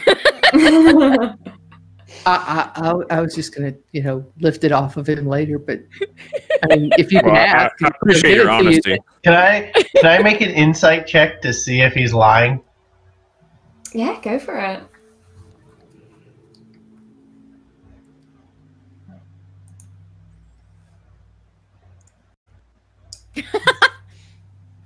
You have no idea, but as far as you can see, this sounds reasonable. All right. You'll buy it. As he hands it over, he says, honest pay for honest work. Frankie, Great, meanwhile, is just kind of ripping open chests. Profusely. Everything else, all the other chests and crates, just seem to be just rotted through. You can't find anything of value inside them. And it looks like this whole pile hasn't been disturbed in a long time. It almost feels like some sort of storeroom that's been abandoned. Okay. At that point, Frankie's going to look at Bobcat and go, so, what are we looking for? Oh, we're looking for a card, and then I'm going to pull out the secret card and see if it's changed at all. The secret card doesn't look like it's changed at all. They still look very concerned and anxious, and they're still holding the book open with the illustration of the dark hole with the tendrils as before. Okay. I'm gonna can I know I don't know how to use it, but can I just walk up to one of the walls and like stick my hands on it and see if I can go up? So you do this, and the rest of you see Bobcat Johnson kind of petting a wall. You all right there? Yeah, I was just checking something. I had a theory, that's all. Is he all right in the head? I don't know. He keeps eating these little Snickers candies. I don't know. Listen, And you crazier keep talking things to your have happened, okay? But I mean, I talked to a mouse and I got fingers. So, we're looking for a card. A card. It's like a little card like this, and he holds up the secret card again. He said it's shaped like this. It's this size, but it's gonna look different. Oh, so it's not like a birthday card or No, not a playing card, not a birthday card. We're talking like this card. And when we find this card, right, but one that looks like it but different. Okay. Who puts a card in a place like this? Someone stole it. Oh.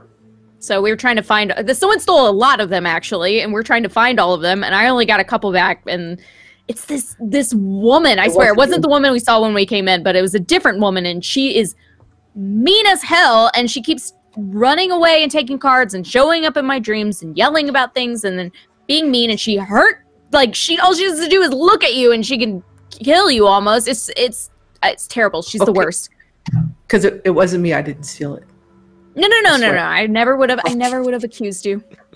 Can I make Okay. a religion check as a researcher to see if I know who this figure might be? Go ahead. Yeah, and I'm just rambling about this lady and like what she was wearing and when I saw her and all this stuff because she plus, just a sec. Sounds like bad news. Oh, she's very bad news. You do not want to hang out with her.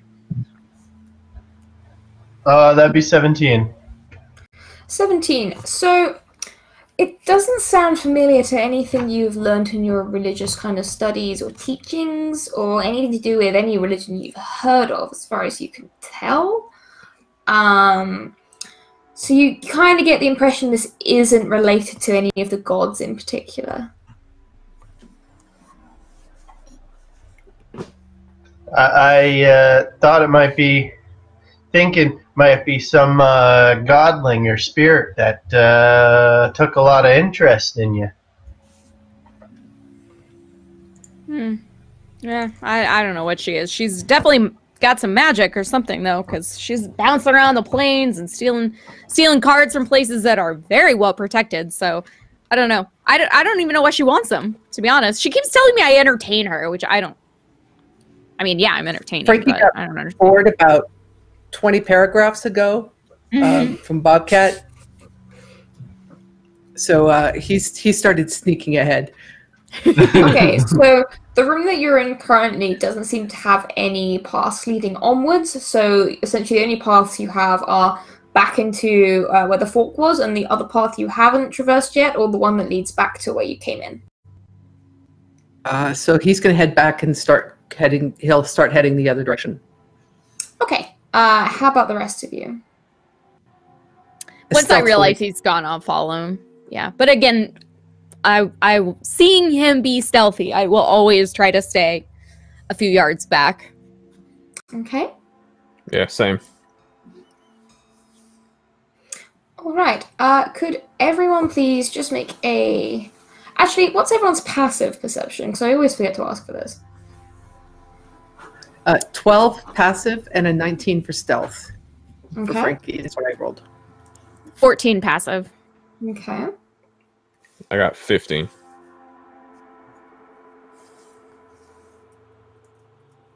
Oh, have we frozen again? I think he's frozen in time again. Oh, no! All right, so I'm just gonna say if you have 13 or more passive perception, you just about hear something on the periphery of your vision. It feels like something very heavy shifting close by. It's a very low sound. It's kind of like a...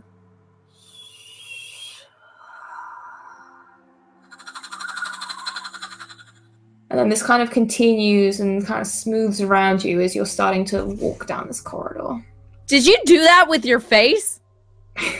Yeah. Frankie is so glad he didn't. God, do that was terrifying. I'm scared. No, I quit. Well, I'm sorry, Will, but my plans quit. I was too terrifying for them. Jeez, that was amazing. I loved it. Yeah. It was... Wait, what happened? There's a big snake Completely lost nearby. focus. I'm a little freaked out by the noise. So there's this kind of sound that you kind of hear, and it just seems to permeate the area around you, although you can't obviously see anything. Okay. Yeah, I put my back against the wall if I can. Okay. When you do that, the sound almost seems to get incrementally tiny bit louder. I move away from the wall. I'm just kind of like doing this thing where I'm constantly just turning. Like every time I turn, it gets louder, and I freak out and turn the other way. And as you're kind of turning this way and that, slowly the sound starts to fade away, as if it's further away from you, and then you can't hear it anymore. okay. What was that? Frankie didn't hear anything, so he's like, I think we are not done with snakes. Yay. Sweet. snakes? Super fun. Frankie, didn't you hear that, what sounded to be a magnificently large snake a second ago? okay, magnificent and large usually don't go together with snakes. Large, yeah. yes. Scary, large. Upsettingly large, yes. Mm-hmm. Okay. Semantics, Freddie. Let's stay on focus, okay? This would explain the walls. I think so too. Wait, are we in the snake? I don't Is think there a No. plane where you're inside a snake? He's losing it again. Calm down. Calm down. I know how to find out. Bro. And Frankie pulls his sword and stabs the wall. Your sword just kind of goes... Okay, we're inside the snake. Oh, okay, all right. Whew. Listen, stranger things have happened to me since I started this journey, okay? Well, maybe not stranger, but very strange. So, whatever. And I'm just gonna keep walking. This is what I'm. If Frankie goes back to creeping forward, thinking that they're all kind of losing their minds at this point. All right. Well, you gotta, so side note, you gotta remember Bobcat's background is the haunted one. So like he's kind of got some darkness over his shoulder anyways, and so he is like freaking out right now. He cannot tell where that sound is coming from, and All right. Well, as you all progress up the corridor, I'd like you all to roll another perception check for me. Ooh, nat 20 from Buck. ow! Oh, You're too busy being freaked out. I did also very good. Wow. Oh, another nat Nice. 20 from Frankie. All right, so Bobcat and Brill, as the four of you are progressing up this corridor, you can clearly see that you soon step out into a much larger chamber, and you can make out it's still very dark. The chamber appears to be unlit, but you can just about make out what looks to be the shape of pillars somewhere in front of you, and you notice the change in the air as well. It's slightly less oppressive in here, and you can tell the space must open out to some degree because there is more kind of breathing space. As for Frankie and Buck, it seems that your eyes have kind of become a little more accustomed to the gloom as you've made your way through this tunnel. And ahead of you, you see something quite breathtaking. In fact, you can just about see it lit by the light of Bobcat's flames, even though Bobcat himself is perhaps a little too distracted to pay full attention. No, now the shadows are scaring me. The shadows from the flame are dancing around, and I'm just kind of like freaking out. So, in front of you, you see a vast chamber. The smooth stone upon which you are walking continues out into the chamber to form a very smooth-looking walkway. However, the ground on either side drops away, and you see what looks like stagnant old water. The walkway remains the same width, so you could still have 3 or 4 people fitting shoulder to shoulder along it, and it leads out into the center of this cavern. Jutting up from the shallow kind of stale water, you see 4 massive pillars which reach up to hold up the roof of this cavern, which you can see is at least like 40 feet above your heads. And at the other end of this cavernous space, you see an enormous and vividly detailed relief of an enormous spider kind of hunched over with the legs splaying into the shallow water on either side of the walkway. It is a beautifully made and architectural marvel of a statue. However, you can see that as you look for a little while longer, it has also been taken over by the natural algae and moss and slightly glowing mushrooms of this cavern. And you get the impression that it hasn't been maintained in a long time. This whole space seems to be slightly abandoned. However, there is one more thing you notice, which is what looks to be a glittering, shimmering, slight kind of twinkle from the other end of the room, just in front of this enormous spider statue, which kind of arches over the top. And you can see what looks like gold, other twinkling jewels, perhaps. And these are all arranged around what seems to be a kind of a divot made of kind of fabrics and other collected bits and pieces. And you actually notice a few pieces of Waterdavian armor and other kind of objects kind of squished around to make this almost nest shape. And you can just about make out, just about from here, the shape of a figure in the middle of this kind of nest area. All Frankie sees are shinies.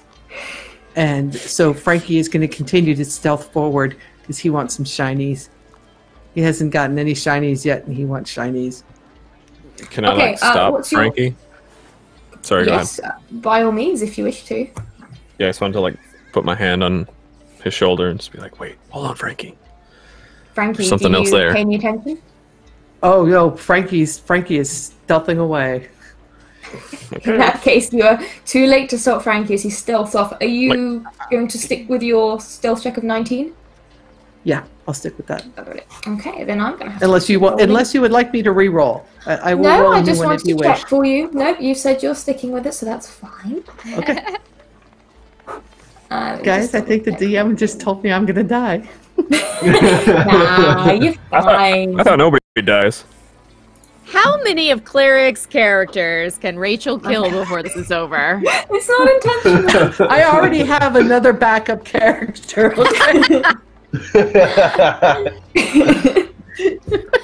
As you stealth up this walkway, you feel like you stay suitably hidden, and you're getting closer to the glimmering ahead of you. Yeah, he's moving very quietly, very slowly. He is a thief by trade. This is what he does, and he is moving up that walkway, taking his time, nice and slow, sure footing, and heading towards the shinies. And did we take a short rest while we were going through this stuff? I mean, you didn't say you did. Okay, that's all I wanted to know. So, yep, he is going sneakily forward. Okay. So as you're walking forwards, you have almost reached this nest, and you now see it really is a collection of old torn fabric. They're kind of stained with brownish red. Everything's very damp. You do indeed see Waterdavian colours and armour. You also see fabric of purples and blacks and exquisite silver, and garb that you don't recognise. It looks truly alien to what you're used to in Waterdeep. And as your attention is focused on the beautiful array of shiny things in front of you, you hear a familiar voice. Frankie, is that you? Oh, thank goodness you're here. I'm so happy to see you. And I would like you to make a wisdom saving throw. Because that's definitely Frankie's strong suit. That's a 9. Okay, you are charmed. All right. And you Is it look up Pepper? and you see Marsha's face looking at you. Oh, hi, Marsha. Wait, what are you doing? How did you must have come back, because, I mean, you were gonna, Wow. I think I must have taken a wrong turn somehow, because I ended up in this enormous cavern. I'm not quite sure how. Could you probably turned right. Yes, that was it. Oh, I knew I'd taken the wrong turn. Could you just come over here and help me with something? I think I found there's an awful lot of gold and jewelry here. I think some of it must have come from the guards who came down here. Could you help me get some of it out? Oh, yeah. Well, they didn't have any on them when we looked. So they must have left it here, and then that's why the snake got him or something. Yeah, sure. And he's pulled out his sword so that he can cut something if she's caught in something, so he can cut it loose. He's helping her. All right. So you always help a lady. The other three of you, please make a perception check for me. I was just about to ask, can we see? 17 plus 2, that's 19, and Brill has dark vision, so we can see the doom and gloom as well. Okay, Buck, you're not quite sure what's going on. Bobcat, you can hear Frankie talking to someone and you think you recognize the voice, but you can't really see what's going on. Brill, as you're looking over, you see, you recognize Marja. And then you don't. Frankie seems to be helping them with something and has approached right up to the woman when her form hazes and warps, and then suddenly Marja isn't there. What you see in the dim light, you see the light from the luminous mushrooms, and you see the light from the flame in Bobcat's hand gently flickering off of beautiful emerald green scales. And you see the torso of a woman, but larger, elegant. And you see a woman's face, which is savagely beautiful, with this long, flowing, wavy, dark red hair. And the woman's torso morphs into the lower body of a snake, an immense snake.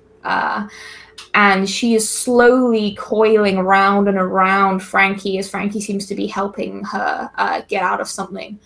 And I would like you to roll initiative, but she is going to get a surprise turn on Frankie.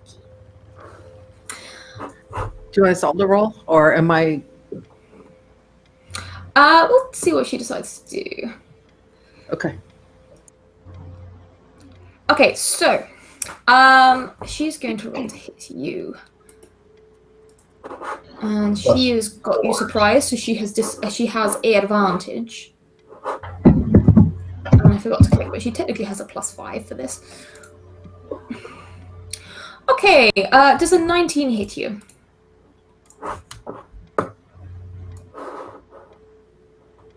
And Frankie?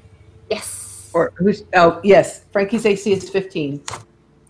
Okay, you feel this very gentle kind of caress at the back of your neck, and then you feel this kind of slowing sensation in your mind, and you are magically cursed.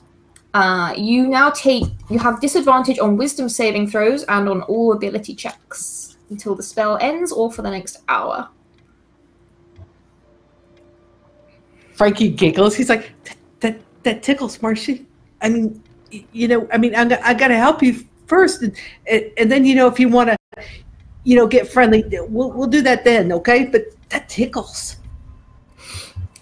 You hear the voice go, "Oh, that's all right.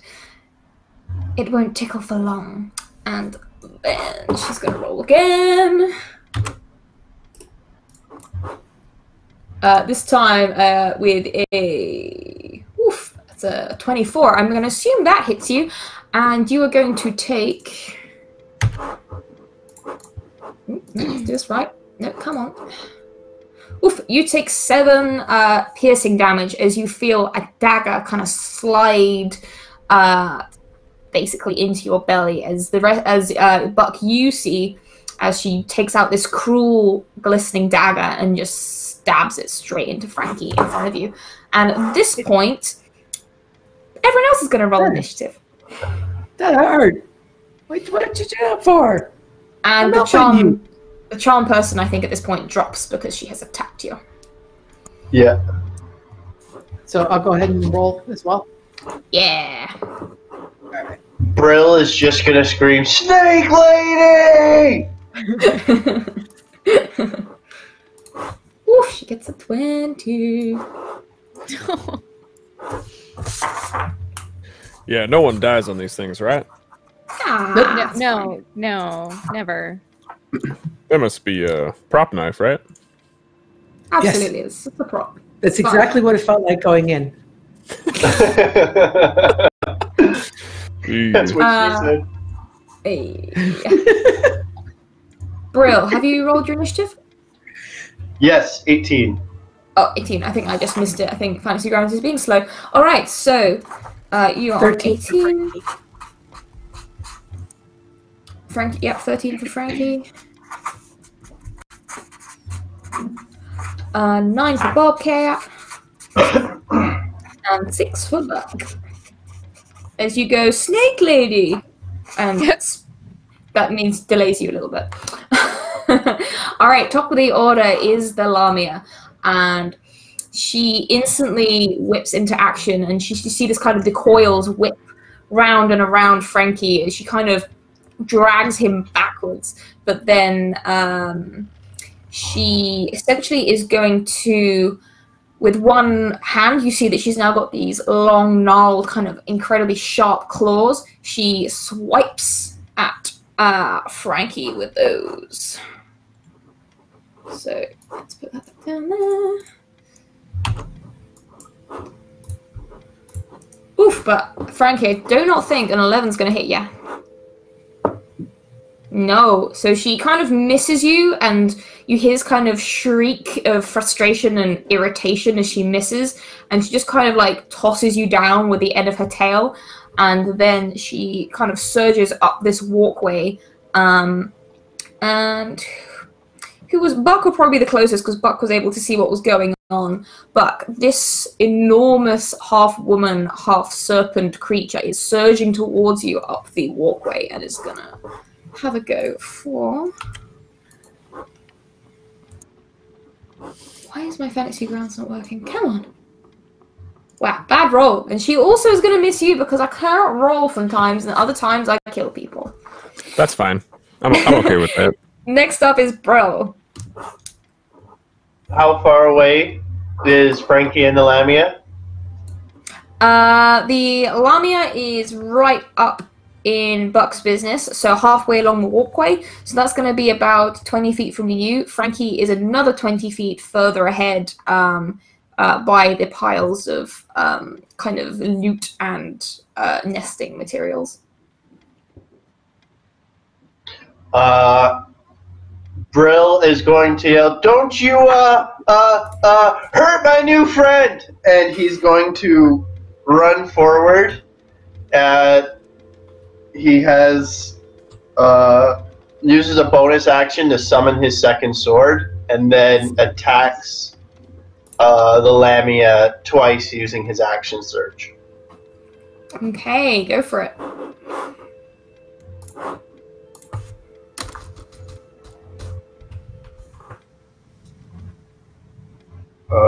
First attack is 14 plus 5, that's 19. Woof. Yeah, that'll hit. That didn't land. There we go. 16 plus 5 is 21. Those are both going to hit. Roll damage for me on those two. That would be...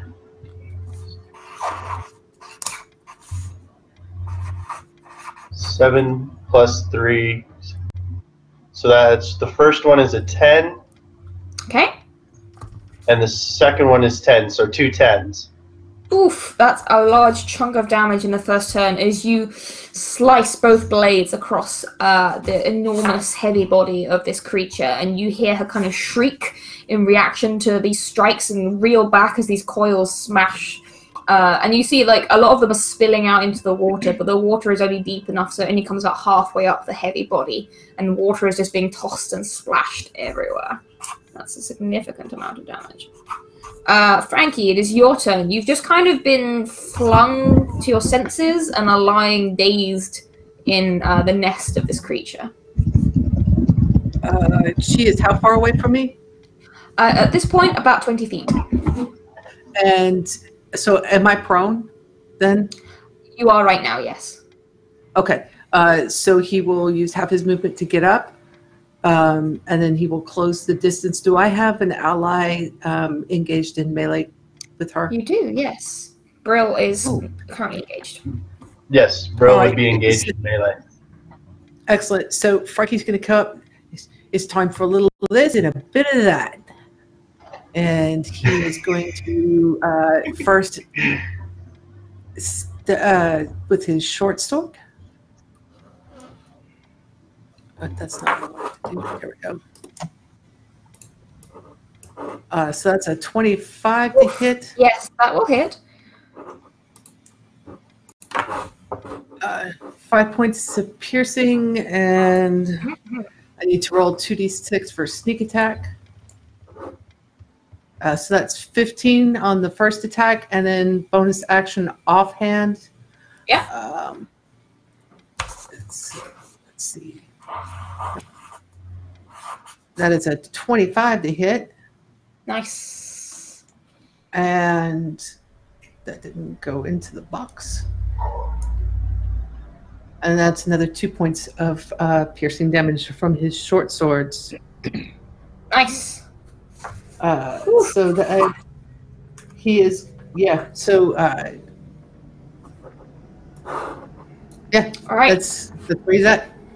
So you slice into these like very beautiful green scales, and you feel again this creature reel away and shriek, and you kind of hear that sound kind of splitting once again, like all around you now. She kind of cries out to go, and then you hear this kind of shriek just passes through all of you, and then as if call to action, you see something you didn't notice before. Behind one of the pillars, kind of lying face up, is another one of these men in Waterdavian guard uniform, and you see as he slowly stands up and starts marching towards all of you. Next up is Bobcat. And I don't wanna.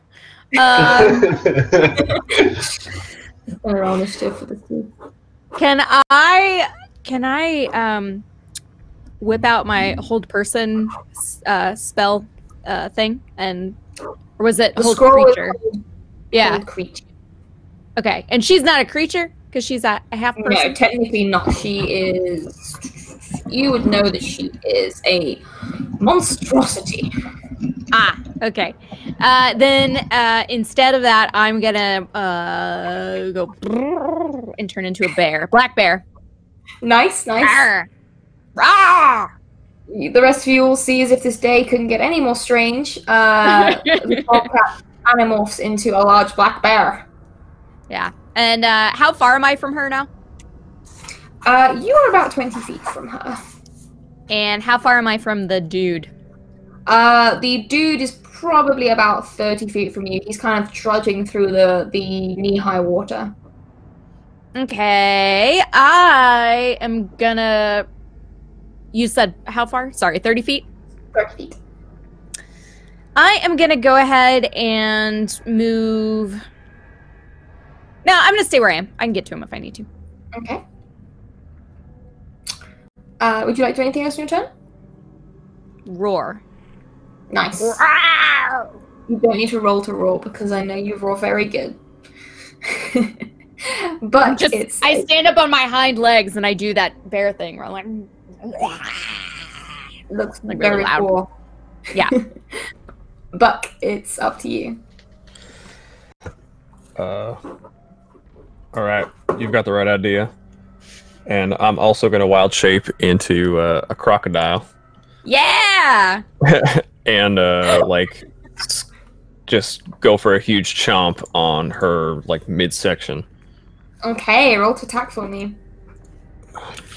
Okay, how do I do this? 4. Okay. That's a dirty 20. That's gonna hit. Roll some damage for me. Okay, 2. Da-da-da.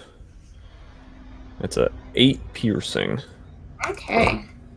And then I think they're grappled.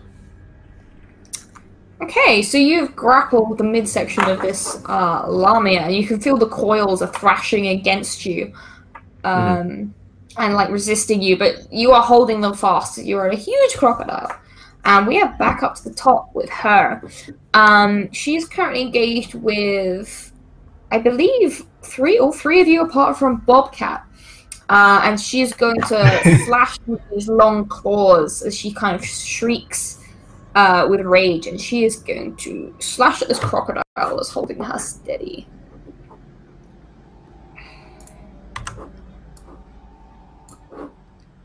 Does a 15 hit you? Okie doke, then. In that case, you will take... Where's my... There it is. As you take 14 points of slashing damage as these claws just rake across your crocodile scales. And then she kind of swirls around, and you feel the tug of her coils kind of pulling against you as she then whips around to also strike at... who else did quite a bit of damage? Yeah, Brill did a lot of damage. She's going to have a go at him. Does a 14 hit you? I don't think it does it? Nope, 15 AC. Alright, yeah, she just misses you with the claws, and you manage to dodge nimbly out of the way. And Brill, it is in fact your turn. Brill is going to dodge the attack and spin and bring down his on-hand sword down on her for an attack again as well. Okay, roll to hit. That is 13 plus 5, so 17. No, 18. Okay. 18. Yeah, that will definitely hit. Roll damage for me.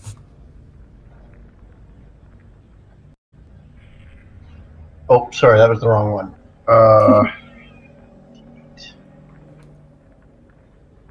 3 plus 3, that's 6 damage total. Okay, 6 damage. All right. As the sword slices down. Ouchie. All right, and as you do this, you can kind of see out your peripheral vision that the Waterdavian guard is now trudging towards all of you, sees the three of you engaged with the Lamia, and is going to charge straight at Frankie. And they are going to swing with a mace, which they kind of draw ready to attack. And they're going to get... Frankie, I assume 23 hits? Yep, that hits. Okay. Kindly take a miserable 3 bludgeoning damage as you get tapped with a mace. I will happily take just the 3 damage. However, he is then going to attack again. Of course he is. Of course, as he swings again with a mace with 21. Yep, that hits. Okay, I'm getting and then you dice and I'm cursing them. And then you take another 5 bludgeoning damage as he kind of lays into you with this mace. And you see the eyes are slightly glazed over. It doesn't appear to be dead, but definitely not fully aware. Never did like them guards. Yeah. Frankie, it is actually your turn next. Yeah, Frankie mutters a few things in Giant, which are not polite. Generally discussing the heritage and parenthood of the Waterdavian guards, and their tendency to get up in innocent people's business all the time. So he is going to disengage from the Lamia and move around to the back of the Waterdavian guard and stab him. Go for a stab. And that's a 9, which is not gonna 9 just about misses as this guy kind of lurches to the side, like trying to follow your movements. Okay. But he would much rather deal with this guy than with the Lamia. So he's going to stay put because he already used his bonus action. Okie dokie. All right then. In that case, next up is Bobcat. Yeah.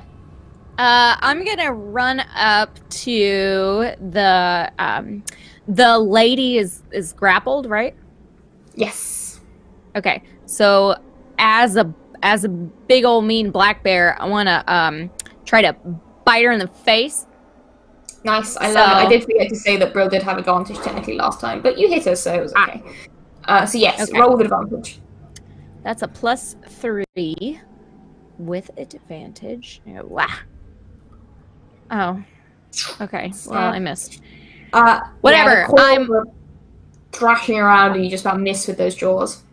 It's fine. I have a claw too, and I'm gonna try to bring that claw down on her face since I missed her. Go for it. She sucks. Huh. Oh, I forgot to do advantage that time. Crap. Hold on. I'll roll it again. Son of a... Bad luck. Why am I so bad at being animals? Flashing and writhing. You just cannot seem to hit right now. It's weird. I am the worst at being creatures. Buck, it is your turn. All right, I'm gonna... Oh, never mind. Are you sure? Oh, did you want to take any other actions? No. Okay. Okay. I'm just gonna, with my jaws wrapped around this lamia, just kind of like rotate my entire torso and just try and like toss us both and barrel roll into the water. Nice. All right. Let's do a contested strength check. Okie dokie.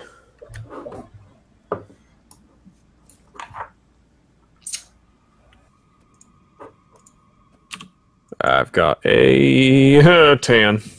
So you try and pull and roll this creature, but in fact, this is a large creature. She is shifted into this enormous form, and the snake tail is thrashing so hard that you just cannot drag her into the water. And like she manages to get some movement purchase. Okay, well, I'm just gonna hold on tight. Okay. No, that'd be my action to try and like shove her in, but I'm just gonna remain there, restraining her. Okay. So as you are kind of holding her, firstly, she is going to make a. She's going to make a strength check to see if she can break through free of your hold.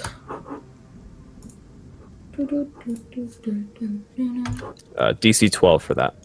DC 12. Okay, she manages to wrench her coils out of your grasp, and you hear this kind of enraged, shrieking hiss. And then you hear this strange hissing language, this chanting, and her form starts to kind of warp and shudder again, similarly to when you saw her change form to the young woman. And it's almost as if your eyes are playing tricks on you. It seems like there are two of these huge lamia in the same space, and then they're not in the same space, and they almost seem to flicker and weave and move about, and you aren't entirely sure which one is the real one as she casts mirror image. So, Brill, you are next up.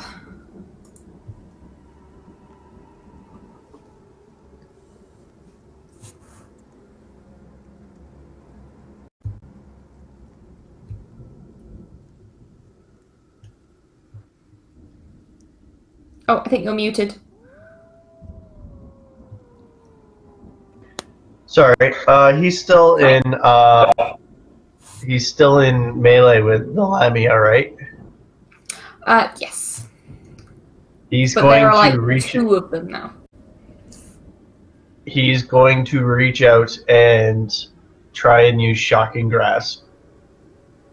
Okay, do you have to roll anything to shock and grasp, or does the target? I will tell you in a second.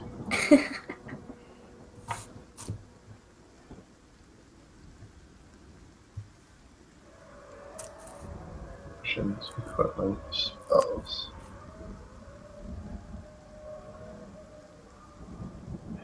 Oh, I make it against the target. Okay, so you roll to hit.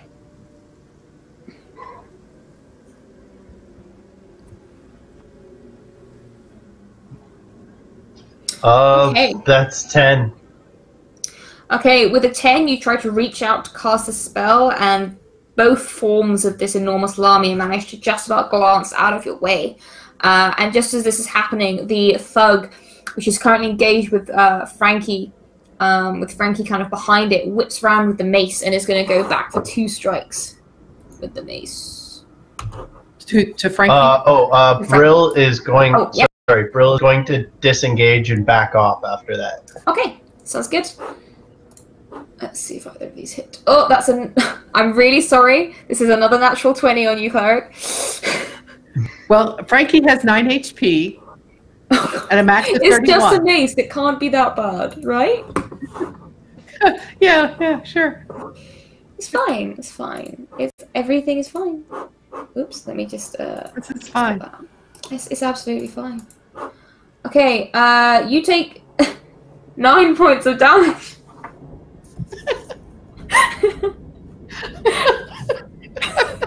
Rachel, I love you dearly, but we're going to have to talk about this. I'm so sorry. Rachel has greatly overestimated our skill at this game. You never should have said how many HP you had left. That's what James did. Yeah, no, it really was. What happened is she's overestimated how well Fantasy Grounds will roll for us in a combat. Exactly. But Frankie just kind of goes, and then splash. Yeah, Frankie goes splash. You lucky the water's not deep enough, you're not gonna drown. I wouldn't do that to you as well. But now Don't lie. Okay, it is now Frankie's turn, so I guess roll a death save.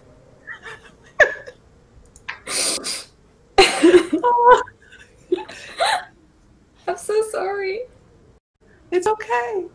It's a 10. You're good. You're good. You got a success. So far, so good. All right, Bobcat, it's your turn. Yeah, where's she at? Sorry, you said there's 2 of her now? Yeah, there are 2 of her, and they are right in front of you. Okay. Just as an aside, if I, as a black bear, have 2 attacks, can I split them, or do they have to be on the same person?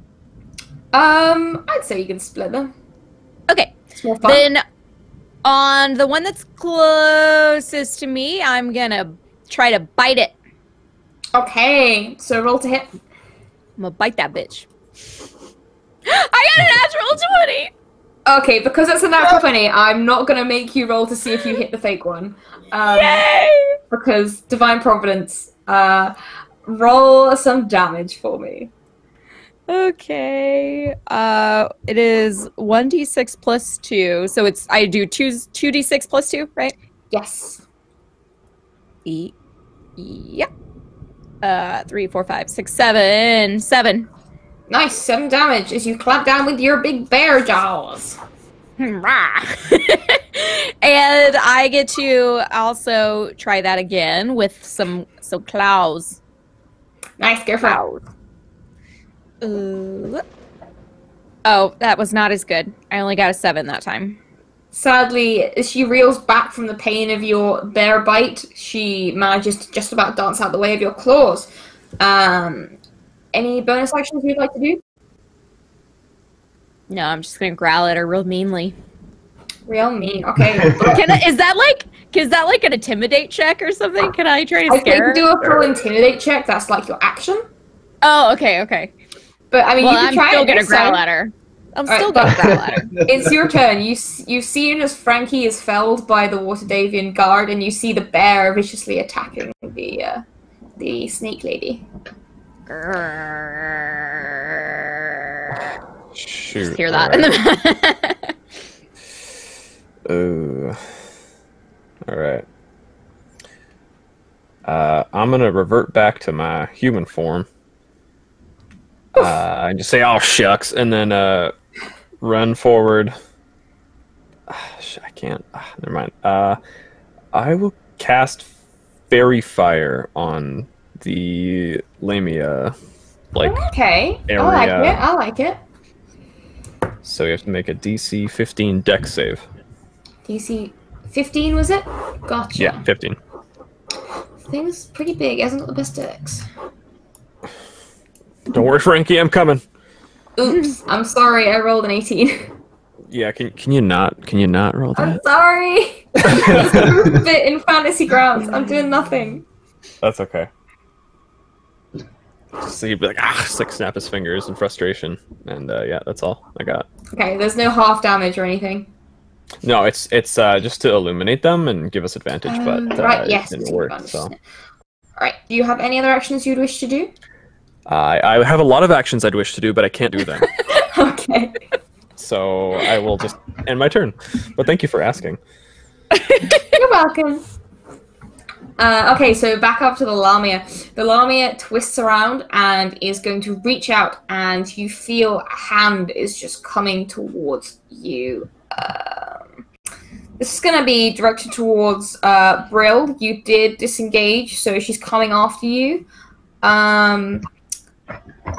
Did you move away when you disengaged? Yes, I did. Okay, so this means that Bobcat, you will have a attack of opportunity if you wish to take it. Yes, of course I do. As a bear, I think I would. So I'm gonna. It's not the multi-attack, right? I just get to go at it. Yeah, it's just one attack, I believe. Okay, I am going to come down on her with my claws. I'm gonna reach out. Nice. Go. It's okay. It's all right. No, it's fine. It's fine. We understand. Yeah. I growl more. More at myself this time, though. And this scaled hand comes reaching out towards Brill. And we want a 5 on there. 13, however, I don't think hits you. Nope, misses. 15, No, he okay. dances out of range. So, in rage, she's going to try again. And a 16 this time is going to hit. So again, you feel your mind suddenly is a bit slowed and you kind of feel almost dizzy. And you are also cursed until either the spell ends or for an hour. You have disadvantage on wisdom saving throws and all ability checks. Okay, next up, it is actually your turn, Brill. Brill is going to stumble back a little bit because he feels weird. His usually fast ADHD brain now feels slow and unsure. And he's going to he is going to look at Frankie, his new buddy Frankie, who just went down, and he's going to charge the ignore the Lamia and charge the undead guard there and use an attack. Okay, go for it.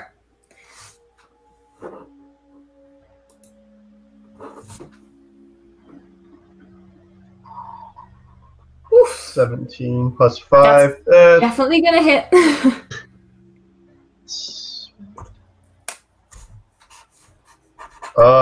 That's 4 damage. 4 damage. Alright, you manage to get a strike on this guard who stumbles a bit with the impact. And you notice now you're closer. This guard is already looking not wounded, but they kind of look drained. They don't look dead. They look alive. You can kind of see them breathing. But there is definitely a glazed look to their eyes. Okay. Do you have anything you would like to do this turn? That's it for me. Okay, next up is actually the thug, and the thug kind of, their head snaps up at you and they see you and they are going to try and attack you now. They get 2 attacks, so that's 122 and a 9. So I assume the 9 doesn't hit. No, not at all. Alright, so with the 22, the mace comes at you this time, and you are going to take 4 points of bludgeoning damage as you get struck with the mace. Oof. It's going to leave a bruise or 2. Frankie, it is your turn again. Please roll for me another death saving throw. You're doing fine. I don't want to. Don't do it. Don't do it. Just refuse. Oh. That's so close. 1 of each. Yep. It's all fine. Everything's fine. And it is now Bobcat's turn. Okay. I'm going to try to bite her. Do a bite. I'm doing a bite. Oh, I got a natural 20. What is this game? I don't understand. Yes. Again, with a natural 20, you manage to bypass the mirror image and you stay locked onto the correct one. Okay, excellent. So then, I'm looking at the wrong thing. I keep forgetting where my bear is. I'm going to do a 1d6 plus 2. So it's 2d6 plus 2. It's true. Oh, that one's better. That's an 11. Nice. She takes 11 damage as you snap down with your bear jaws. Wow. Now you can tell there are bite marks covering this creature, as well as like marks from the sword and slash wounds. She's losing a lot of blood, and in fact the water around this walkway is slowly turning this kind of blackish color with this very dark kind of almost fiendish blood leaking out of her. Okay, well, I'm going to swipe at her with my claws now and try to spill the rest. Do a claw. 11. Sadly, that is not gonna hit. Oh well, You did your best. I tried. All right, Book, it's your turn now. All right. Now I can do my actions that I wanted to do before.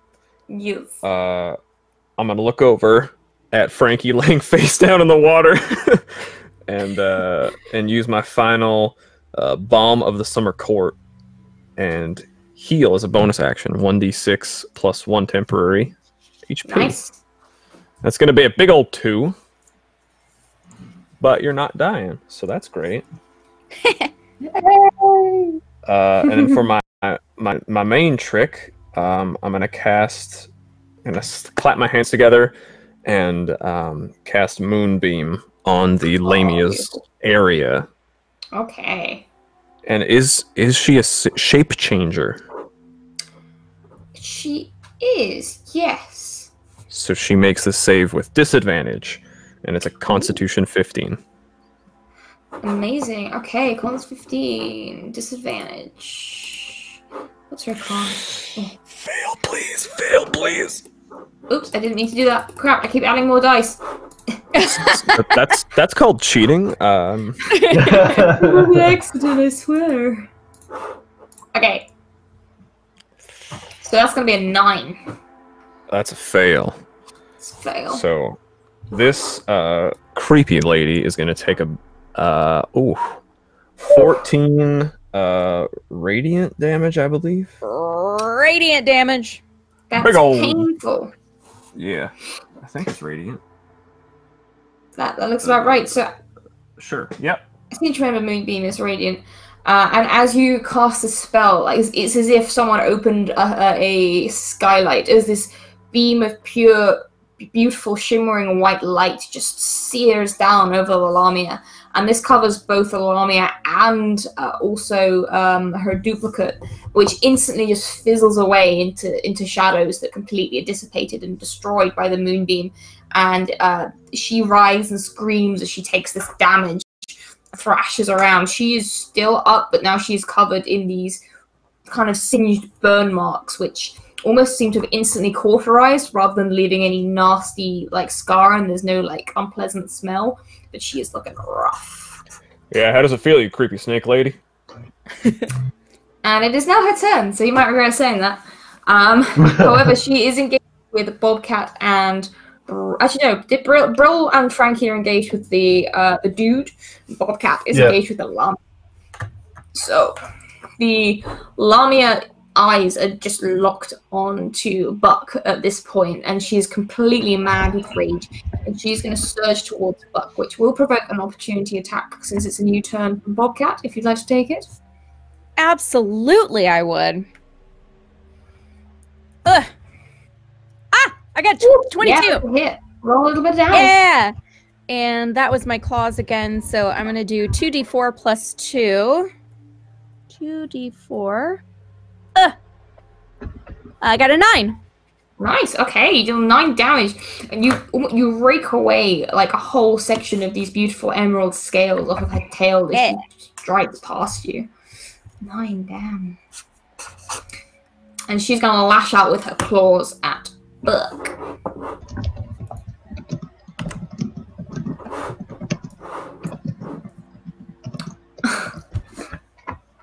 Really sorry, but I just rolled another nat 20. Whoops. I don't think you're sorry. I mean, I'm kind of sorry. I'm sorry for the amount of damage her claws do. So that's gonna be 3. Oof. Please don't have another insta-kill. I'm just gonna press minus on D&D Beyond until I get to like Okay, 25 or you something. take 26 slashing damage as these claws just eviscerate at you. Ow, my body. Right. So I'll make a Constitution save. That would be 13. Yeah. Okay. To concentrate on my moonbeam. Luckily, I'm pretty hardy. Come on, baby. Yes. Okay. I still got the Nice. moonbeam. The moonbeam stays up. But you have taken a hefty amount of damage. And now she's going to take her second turn. And with her other hand, she brings up that cruel-looking dagger and is going to try and slice you with it.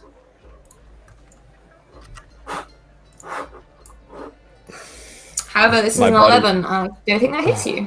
No, thank goodness. Alright, so the dagger just about misses, and she is now just hissing wildly and thrashing and trying to get to you, but you keep just dancing out of the way. Brill, it is now your turn.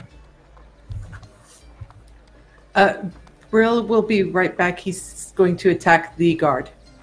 Oh, okay, cool. Shall I delay Brill's turn? Just hold the action and do the attack after you, Frankie, because you would be up next, Frankie. Yep. Yeah, we can do that. Okay. All right, go for it. All right. So Frankie's gonna. I don't like the guards, and he is going to attack. Brill is still engaged, correct, with the guards? Yes. So All you right. get your sneak attack. Yarp. Let's do this.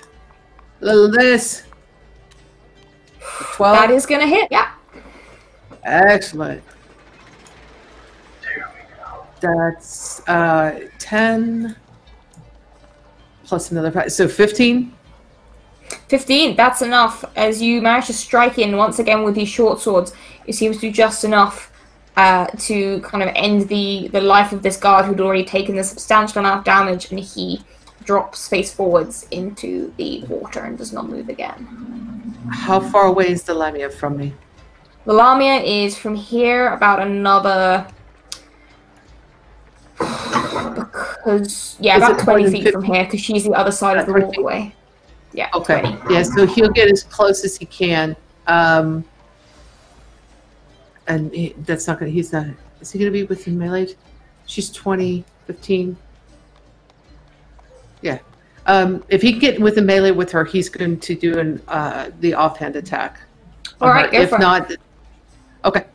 I think you can, yes. Yep. 17 to hit.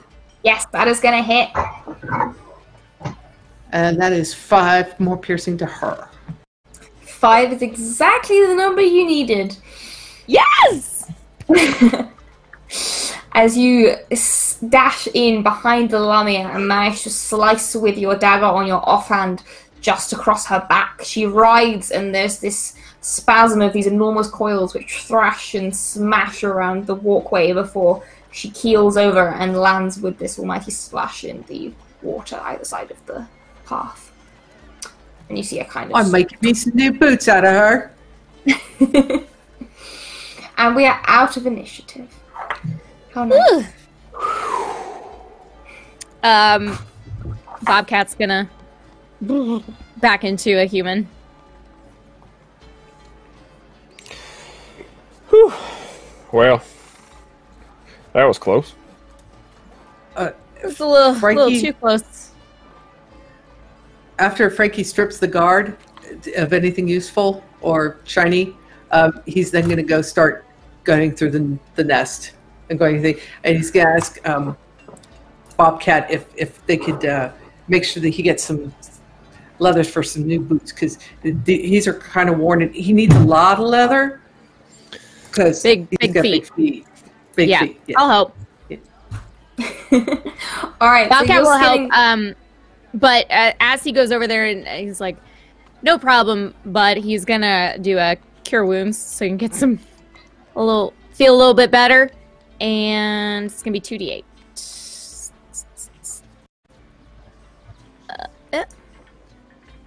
Plus my spell casting, so 5 and math 11. You get 11 points back, Okay. and then I will assist in getting leather. Okay, so whilst you are skinning for snake leather, Frankie, are you investigating the pile of shinies and other assorted bits? Yes. Okay, go for it. All right. That's 6. Okay, so you didn't need very much. This has not been hidden away. It's all kind of just here on display. This seems to have been a bit of a hoard collection of this creature. And you find a few things. You firstly find what amounts to 1,000 pieces of silver, which is about 100 gold. Nice. You also find a long, thin, kind of tapering wand with this kind of iridescent sheen to it. It's very beautiful. Okay. It's a stick. It's a shiny stick. Like, very shiny, very pretty stick with a very ornate kind of handle to it. It looks very overstated and almost so. It's very grand and almost ceremonial. You also find at 100 gold's worth of dark elf robes. So about 3 sets of quite fine dark elf robes and kind of leather armor. Okay. None of it will fit him, so he's like, as he sees this shiny stick, he remembers the old elf guy, and thinks he'd probably like the shiny stick, so he'll put that in his pocket.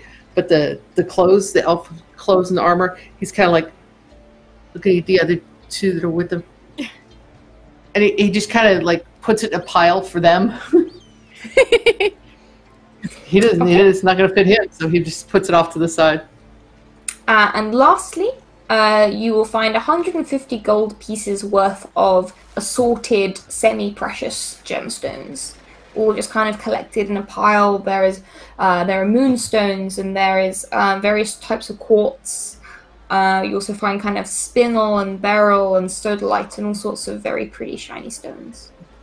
Nice. Okay, so he's going to take the gemstones, and he's going to divide it up into 3 piles, and he's going to give a pile to one to Buck, one to Brill, and one to Bobcat. Okay, they each have 50 gold worth. Yep, of pretty rocks, and now we're all friends. Aww. And the last thing you spot, which was nestled under these shiny stones, is a glint of gold catches your eye, as you see something that looks about the size and shape of the cards that Bobcat showed you earlier. Bobcat! Yeah, what's up? This, right? Card! And I leap for it. Precious. And the Goliath very dexterously sidesteps the leaping druid while still holding the card out for them. I fall into a pile of boxes. Junk. Okay, well, that seemed unnecessary, but if you would please give me that card, I would love to add it to our deck. He's holding it out, but he's stepping out of the way so you don't hit him. Oh, okay. Well, Bobcat would have, actually leaped and just gone past and fallen. So he's gotten up and, is brushing himself off. So he's going to take the card.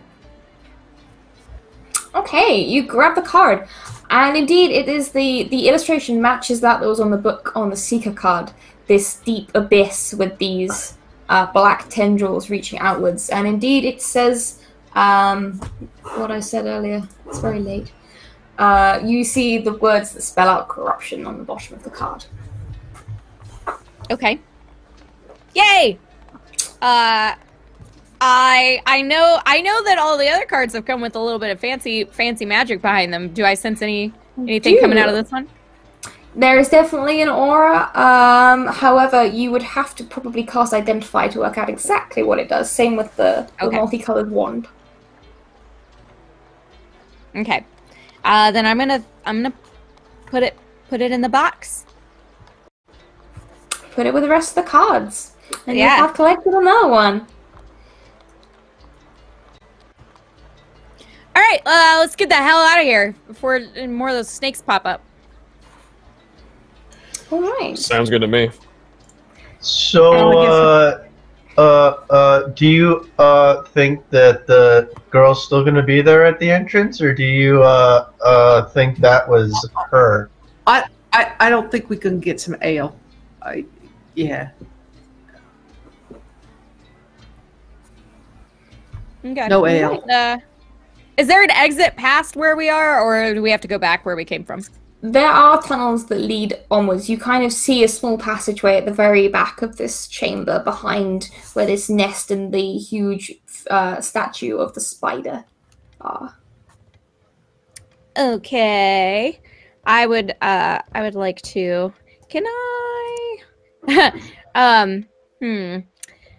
So I want to tell me if this will work. I'm not sure if it applies, but I want to locate object, and it says describe or name an object that is familiar to you. So, am I able to like describe an exit well enough for that to work? You could describe if there is some physicality to the exit that you can describe. Yeah. You could. So you could describe, for example, some of the stuff that was embedded in the Waterdeep side of the hole. Okay. You mean like make it up, or like I know it's there? You saw that there were lots of pieces and parts of buildings that were smashed and embedded in the walls of the sinkhole as you entered. Oh. So if you wanted, you could describe a shop sign or a piece of furniture that you saw. Okay, so I'm gonna describe a small hole. Like it's gonna be a little bit difficult for our big guy over here to wiggle his way out of the hole, but it is a small hole that has essentially a couch. Like a couch is embedded into it, and we kind of have to like squish the cushions on the couch to wriggle out. And really fit and everything, but it looks like something just like it landed so hard on the ground it just managed to puncture through a little piece and then go down into what turned out to be a tunnel is what I'm picturing in my head. No, I'm trying to locate that. This is something that you exactly saw when you came down the tunnel in the first place. So you cast a spell. Okay. But do you have to roll anything, or is it just you get a ping? No, it says it can locate that. Where'd it go? You sense the direction of the object location. Sorry. Okay, so as you cast the spell, you are reaching out for this image that you definitely saw on your way here. And as you focus on that image, the spell fizzles out, because what you are picturing is not on the same plane of existence of where you are now. Ah! We did go into another plane, I yell. I knew this hole was real sketchy. Understatement of the century. And I think that's where we're going to... Oh, no? If there's anything else anyone would like to do?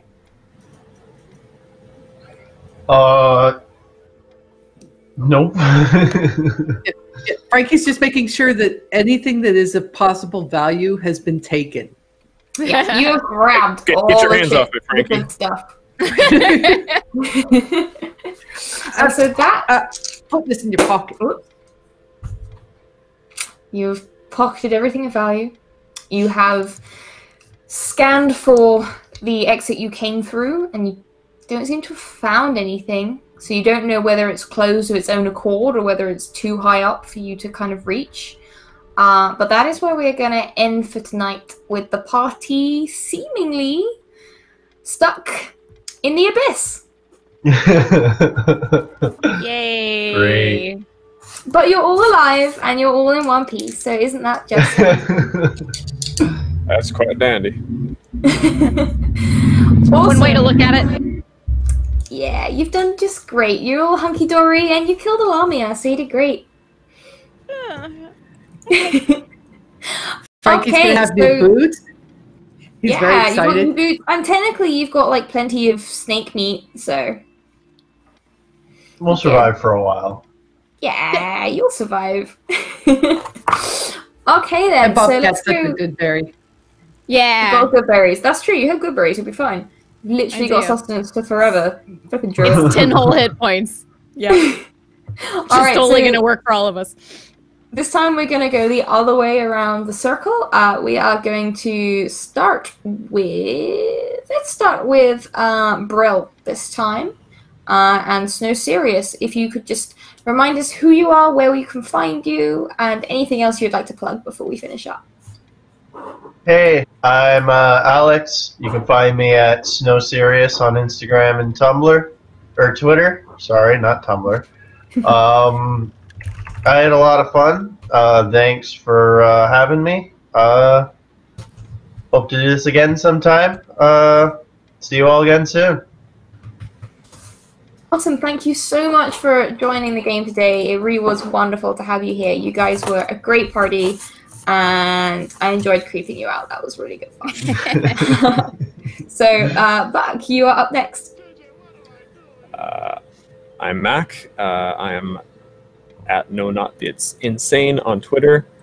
And I don't really have anything to plug except myself. I want to do more RPG stuff, so tell me things I can do and I will do them.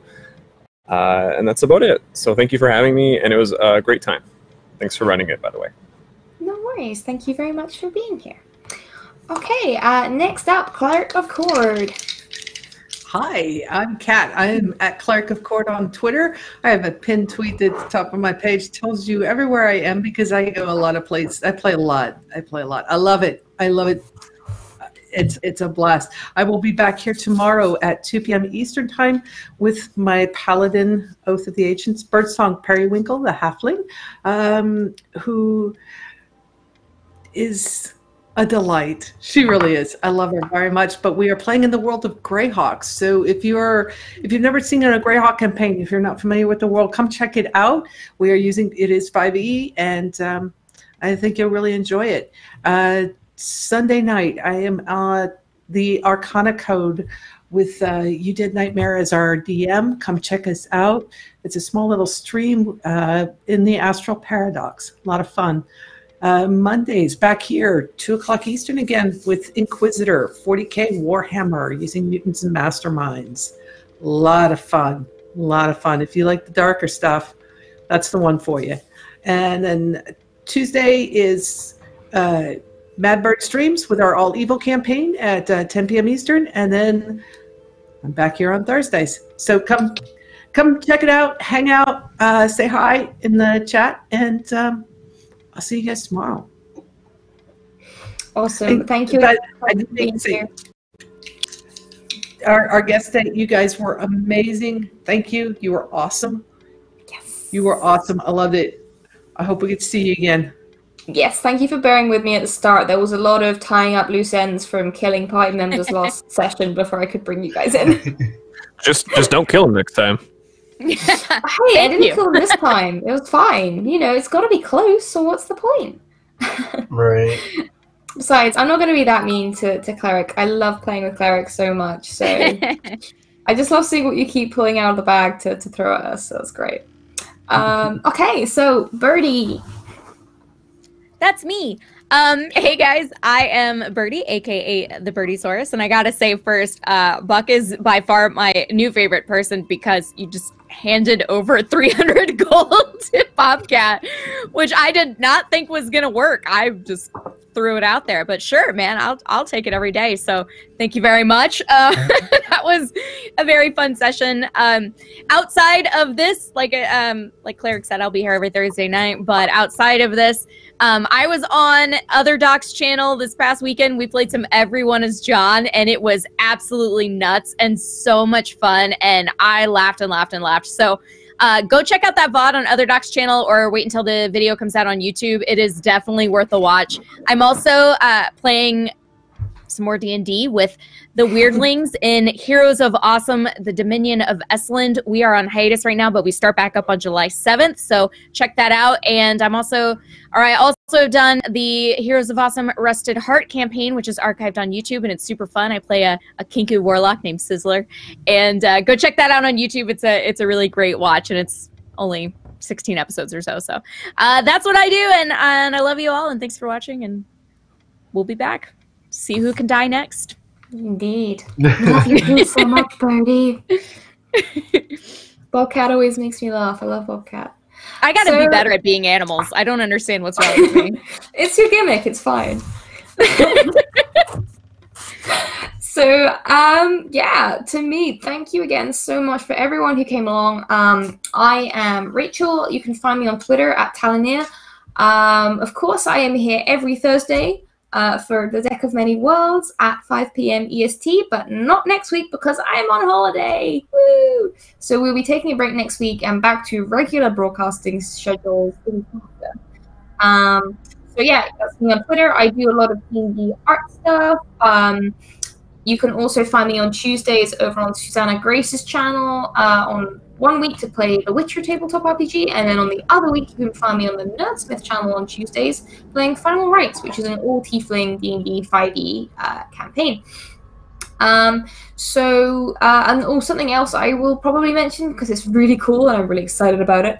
Black Cat Gaming just kind of put out the quick start guide for their new game, the Spy Game, which is a cool spy and espionage themed role-playing game. And they were kind enough to commission me to do some of the artwork for this project. So check it out. The quick start guide is completely free PDF to have a look at and playtest and just have a go with and have some fun. So yes, once again, thank you so much for coming. We hope to see you not next week, but the week after. And it's been a blast. Have a great week, everyone, and we will see you next time. You as well.